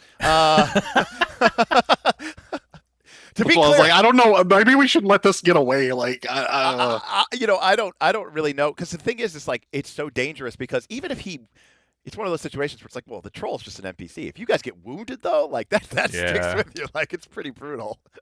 And like I said, whenever you get wounded, you roll the D12, and if you roll the Eye of Sauron, it's lethal. So what happens if we run out of endurance? you also fall to the ground and take a wound. Oh, okay. But you're also like out of commission. You're like knocked senseless, dazed. That kind of thing. Sure. So, But but yeah, following the troll is probably a good idea. yes, gain you could, more you could information. follow the troll, or you guys could try to take a rest. Obviously, you could also take a short rest. And again, timing specifically is an hour, but it doesn't really matter. But you guys could catch your breath, kind of tend your hurts, make a quick plan, and then go after the troll. That will still have an impact to choices and decisions, but not as substantial as going back to the camp and taking a full prolonged rest. So those are the decisions that you need to make. Regardless, if you take a rest of either type, that does option, because you cannot spend fellowship unless you're in a rest. So you have to either take a short rest or a prolonged rest in order to spend fellowship. Which, since we're nearing the end of the session, I do recommend that you do that at least somewhat from a metagame perspective, just so that you can benefit from your hope recovery. Short Yeah, rest. I was thinking short rest in my head. Okay. an ale and a loaf, and I'll be good. The other thing to consider is no one is wounded, so you guys do all get at least something back. If someone was wounded, they don't get anything back in a short rest. And also, you know what? Being weary is just part of this game's inevitable slow grind. So, you do have to kind of appreciate that a little bit. Okay, so let's go. We'll say that. So, describe for me how you're taking a short rest here. I mean, I doubt you're just like sitting down on the rainy, muddy track. No, I mean definitely finding anything that resembles cover. Yep. Okay. Both from the elements and like from sight. The ruin or the woods? Well, the ruin is up ahead, and that's kind of the direction that the troll went. Yeah. And you know what I'll say, actually, like as mid-morning, because now it was early morning, it becomes more mid-morning. You guys pick a place actually out from underneath the trees where there's no shade. And like the sun kind of starts to poke through a little bit through the clouds.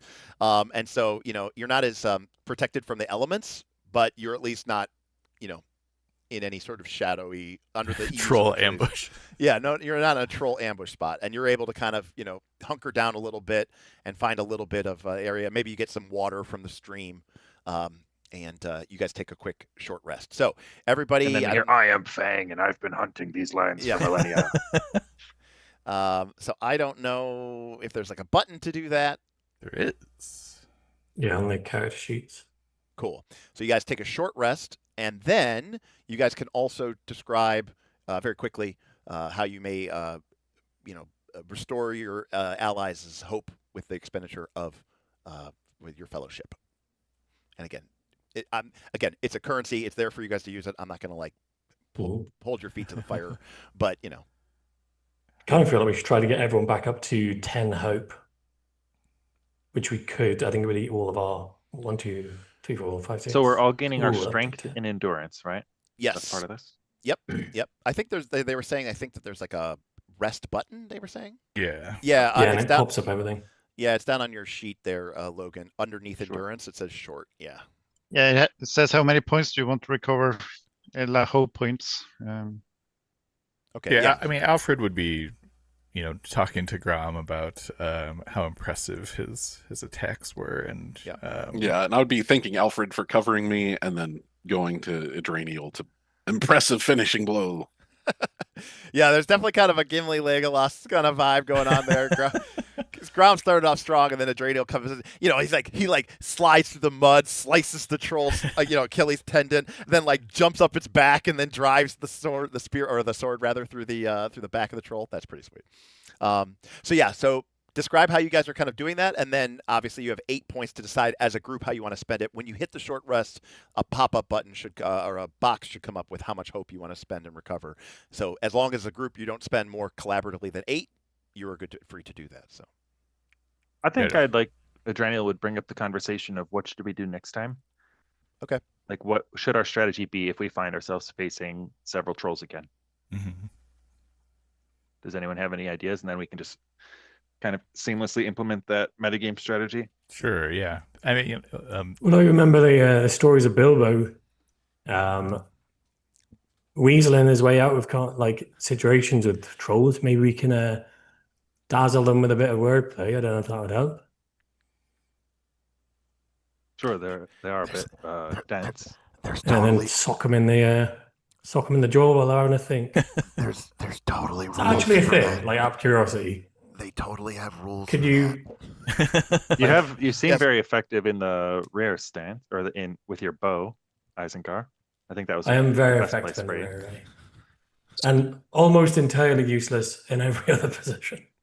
I will say, not that it's again, I don't know the meta myself, and I'd have to figure it out. But there is something to be said potentially if you do have a good scan, is maybe try to crit fish by like scanning and trying to get a bunch of bonus dice and then rolling and trying to get a bunch of 6s so that That's if the fight went on. That's what I was going to do in rear with my spear, was to Yeah. scan and then throw it 'Cause again, I and then know- re-engage. But I know that elves eventually get a virtue that lets them scan and shoot in one action, so they can they can basically go. I was thinking also- that, but then I realized I only have one scan, and I was like, I probably just okay. need to get Yeah. some things downrange. Fair enough. It's also most efficient for you to do that strategy on the one we aren't dealing endurance damage to. So it'd be like you kind of like fishing for crits on the full health one. I don't know if we want to go with that kind of strategy.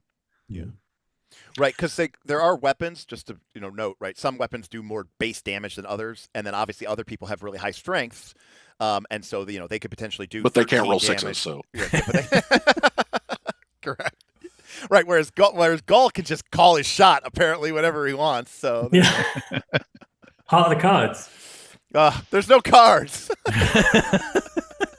My grandfather gave me these dice. They're special to me. It seems likely that we would find ourselves facing 2 or more trolls again, especially since we let one live. Yes. What's One our thing I strategy? noticed that I thought was very cool, I posted it in the cheeky chat as well, but I'll say it here. Or if you made the trolls weary, they would have pissed most of their rolls.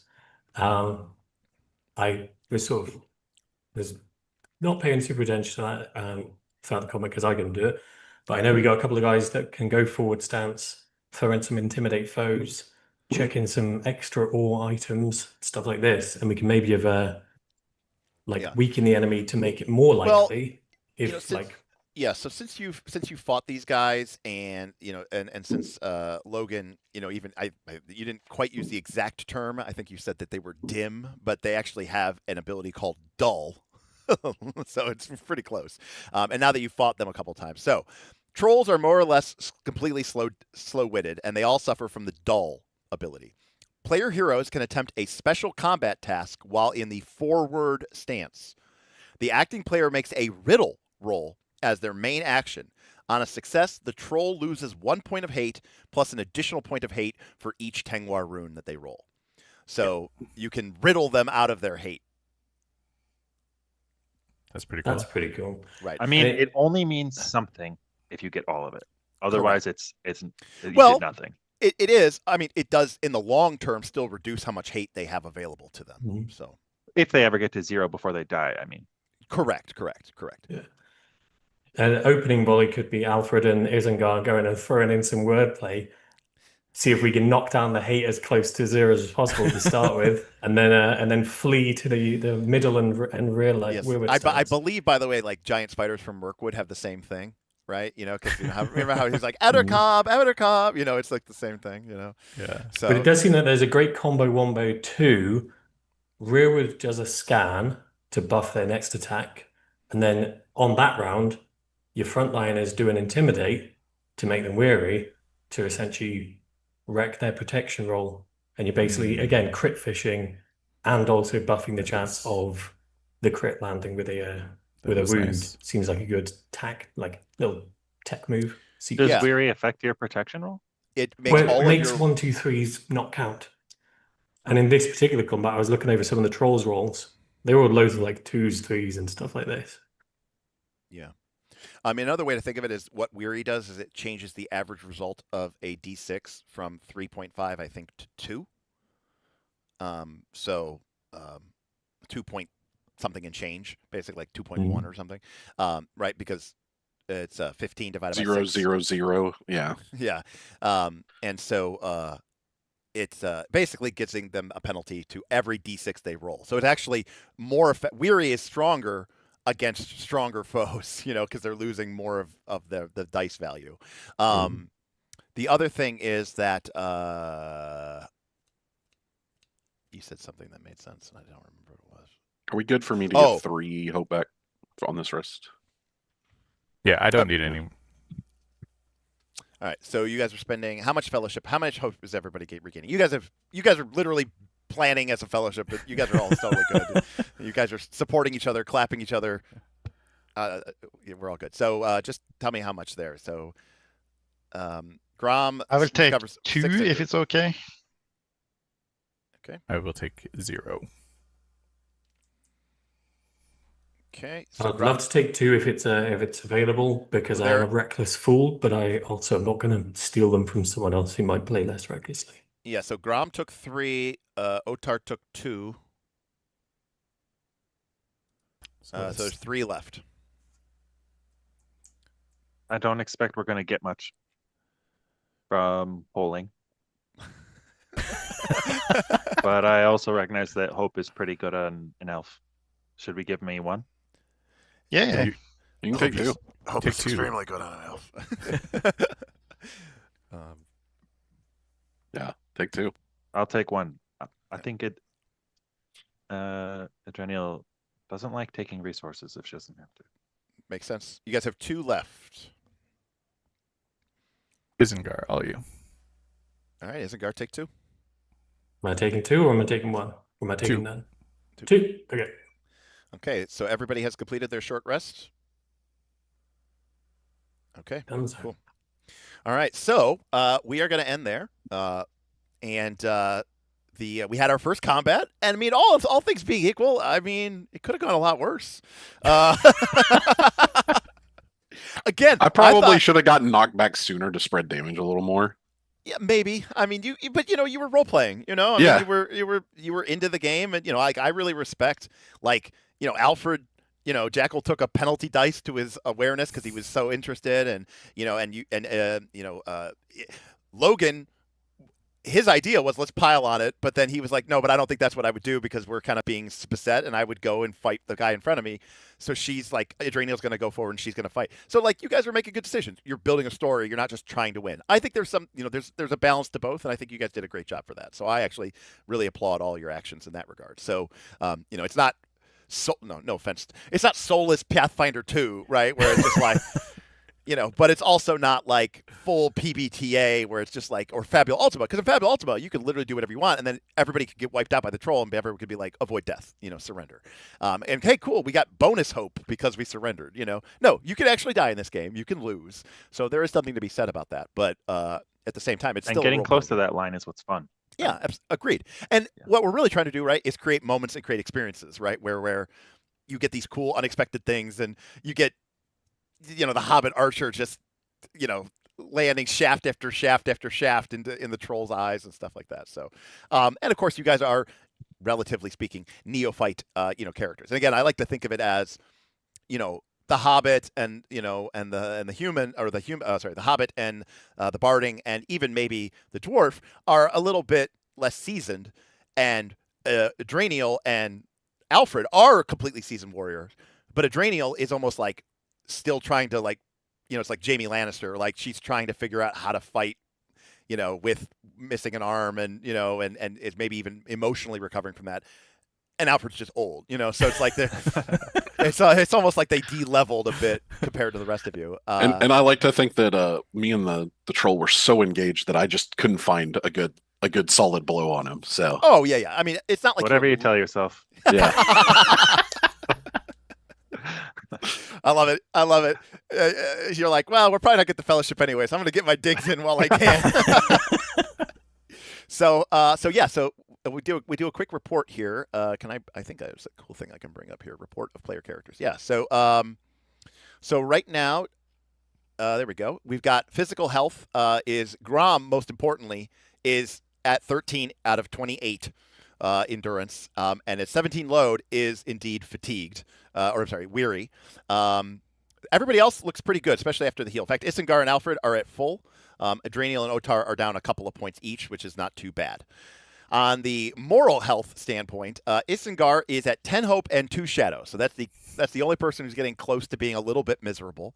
But everybody is down hope. So, the hope is the cost of the hope is starting to be. And also note, when you go back to a fellowship phase, you recover hope equal to your heart rating, which is obviously a huge amount for some players who have a really good heart score. So the longer an adventure takes, the more that the hope can start to dwindle, because it's hard to get it all back with just the fellowship alone. And so one of the things you have to be careful about a 3-session or a 4-session adventure is that the hope can start to really dwindle, and then you start running in the risk of becoming miserable, which kind of makes sense. Like we've been out here for so long, I'm starting to actually literally get miserable. Will this adventure never fucking end? I'm so miserable. It hasn't come up yet, but I was thinking about potential tactic in the future, and it's going to sound selfish, but I think that it's actually, if I was playing like a game where I had 4 characters, I would still potentially employ the strategy. But Gandalf's ability to spend fellowship to help us on valor rolls, I feel like as long as our shadow's not bad, you guys should probably just soak a little bit of shadow, except maybe we consider having me do it just because I'll recover shadow less than you guys. So yes. Just something to keep in mind with our fellowship expenditure. Yeah. So the last thing that I'm going to say is there is an option available to you. It doesn't take a turn so much as you just need to have a moment. There is something called Harden Will. And this is an option given to you where a character can have a moment where they grit their teeth and they kind of bury the pain deep down, and the way that you're supposed to deal with trauma in a very unhealthy way. And if you harden will, you reduce your shadow score to 0, but you gain a shadow scar, which is basically a permanent point of shadow. And just like load and fatigue, how those add together, your shadow score is actually your temporary shadow plus scars. That's your total shadow score. So if you do this, you're basically building up this permanent pool of shadow that is really difficult to get rid of, if almost basically impossible. But you could theoretically be at 8 shadow and be like, I harden my will. And it'll go to 0, but you'll gain that permanent point of shadow scar. And it's really more of a concern for a longer game. Not saying that we're not going to have a short game. I mean, 10, 11 sessions is a long enough time where that could start to affect things. But just be aware that is an option, especially as things get grim, is sometimes heroes kind of have to bury their hurts deep, right, in order to make it through. And again, part of the theme of, Middle Earth and part of the theme of Tolkien is that, none of that, sometimes this stuff lingers, right? Sometimes the wounds that you take are too deep and too perilous. Just put some magic treasure in front of us, and we'll see how high that can go real quick. You're literally going to get potentially a ring of power. If you don't think that is going to cause some shadow, you are crazy. Oh, I'm ready. You're crazy. But one thing, I was really surprised how long combat went, to be honest. Well, yeah. It was I mean, not fast, and we weren't like. well, I think there were still a lot of questions. Like we were looking up like rules. Yeah, I think it was a and skill issue that made it. I also slower feel rather like than- that was a really hard first fight. Well, yeah. Yes, that is the other thing. Is that I mean, again, I'm just using with, but like I was like, oh gosh, 2 trolls. That's pretty brutal. But I mean, you know, it could have been orcs and goblins. But I think there's also an interface thing. None of us is used to using the Foundry One Ring interface. Like, I mean, not like pointing fingers or blaming anybody, but some of you were like, oh, you're not even using the right combat option. Yeah. You're just, or you're not targeting an enemy. You know, so like some of that stuff makes it flow a little bit faster. You guys aren't used to spending Tengwar runes and understanding the interaction between Pierce and this. So there's still What a are lot of Tengwar runes? exactly. That's the oh. Yeah, but I don't think we were that bad, to be honest. Right. I just think combat is actually Longer than I might thought. take a More little involved. while. But like I said, I feel like that was not just tough from them being strong, but like it was a lot of HP. It was 2 enemies with 2, Yeah. you know, So, yeah, might. So like, To put it to comparison, an orc soldier has 12 endurance. Yeah. which I could one shot if I got a Tengwar, right? Right. How many orcs is like CR equivalent of a troll? Is that They a have- stat in the game? They have there is no balance rules in the game. Okay. Yeah. Perfect. So, the only thing that they tell you is that an adversary has what's called an attribute level, which is basically because monsters don't really make skill checks. It's basically like their generic. If they need to make a skill check, that you consider that their attribute. So like 20 minus that, basically, but Sure. it really doesn't do anything. That is a rough estimate of how difficult a monster is, roughly. And so like an orc soldier has an attribute level of 3. A stone troll robber has an attribute level of 8. So about you know, 3 to 1, roughly, maybe. yeah, like a goblin archer has an attribute level of 2. I don't even know if there's anything in here that it has an attribute level of 1. So, you know, to put it, I don't know that we have like. I think from the Moria book, I think the Balrog is a 12. So, yeah, like I liked the combat. I think it's pretty cool. Yeah. yeah. I I mean, was it's just it's one of those games. It's because it's a little board gamey, you know. Because I mean, we're moving stuff around, but realistically, it doesn't really matter. You're just using that to sort of indicate who is with what. It's really more about using it as a method for storytelling, which I thought you guys did a really good job of. But there are some cool little tactics that you can figure out and do and start chaining stuff. And obviously, you roll a little better, or you know. And there's going to be things that you're not good at. Also, to be clear, the game. That's why there's not 4 fights a night. That's why there might not even be a fight a session. Number one, you might not survive it. And number 2, it's like it's okay for this game is like, hey, you might be really good at councils. You might be really good at deciphering runes and learning secrets. You might be really good at journeying, and you suck at combat, and that's okay. During combat, you kind of just sit there and kind of go, okay, you know. And it's the same thing. Like during a travel trip, you're like, I do my best to stay out of the way. You know, that's not really where my character shines. So. This game is okay with saying like not everybody is going to be that have that moment to shine, and so I was curious how you would play our visual representation of the map. Like if one of the trolls on the flank had gotten disengaged, would you have had no qualm with just like boarding him to the other side and engaging someone who was like yeah, I mean, I'm physically farther away, or would you like have moved him, or what would you think? Yeah, I mean, I think I would have followed the fiction. I mean, you know, we've established that. I mean, mechanics are important, and I think that this is this is like a standard game, and that it's kind of in between mechanics first and fiction first. So yeah, like if the troll had got disengaged, I think he would have like rushed up onto Isengard or something like that, you know, Sure. And not just gone into the middle there. But rules as written, I can't engage someone in rearward, you know. So, like, if I had a choice between Grom, who had been knocked back, and Isengard, I'd probably pick Grom, you know, to kind of indicate that that's, you know, that the Hobbit was still kind of staying back and stuff like that. So again, it's about following that, but you know, I want to respect the rules of the game a little bit. Otherwise, it might get messy very quickly. But yeah, but also too, I think that the combat is very deadly and dangerous. So you know, it's one of those things that I think it's worth spending a little bit of time and making sure that you make the right choices, because it could have some pretty nasty consequences. I will say I don't think we used help, and I think that felt good for me personally. I think we didn't use help for each other. It felt appropriately difficult, and it didn't slow the game down even further. Right, which it would, but also I don't know if that's maybe why it took so long.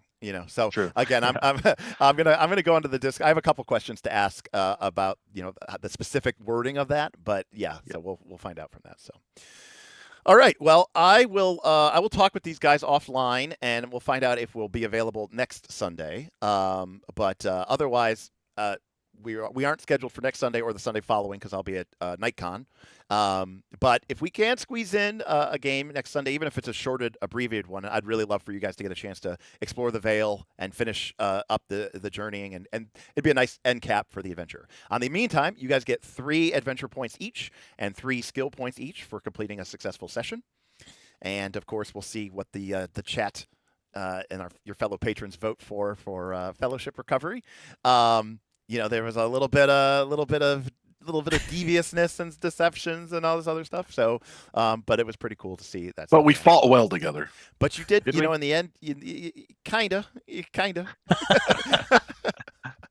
didn't die together. You did not die together, but it felt a little chaotic. Like people were like, it really did feel like you were ambushed because everyone was like, I don't know what I'm doing. What's going on? Should I be knocked back or not? Should I do? How much is a lot?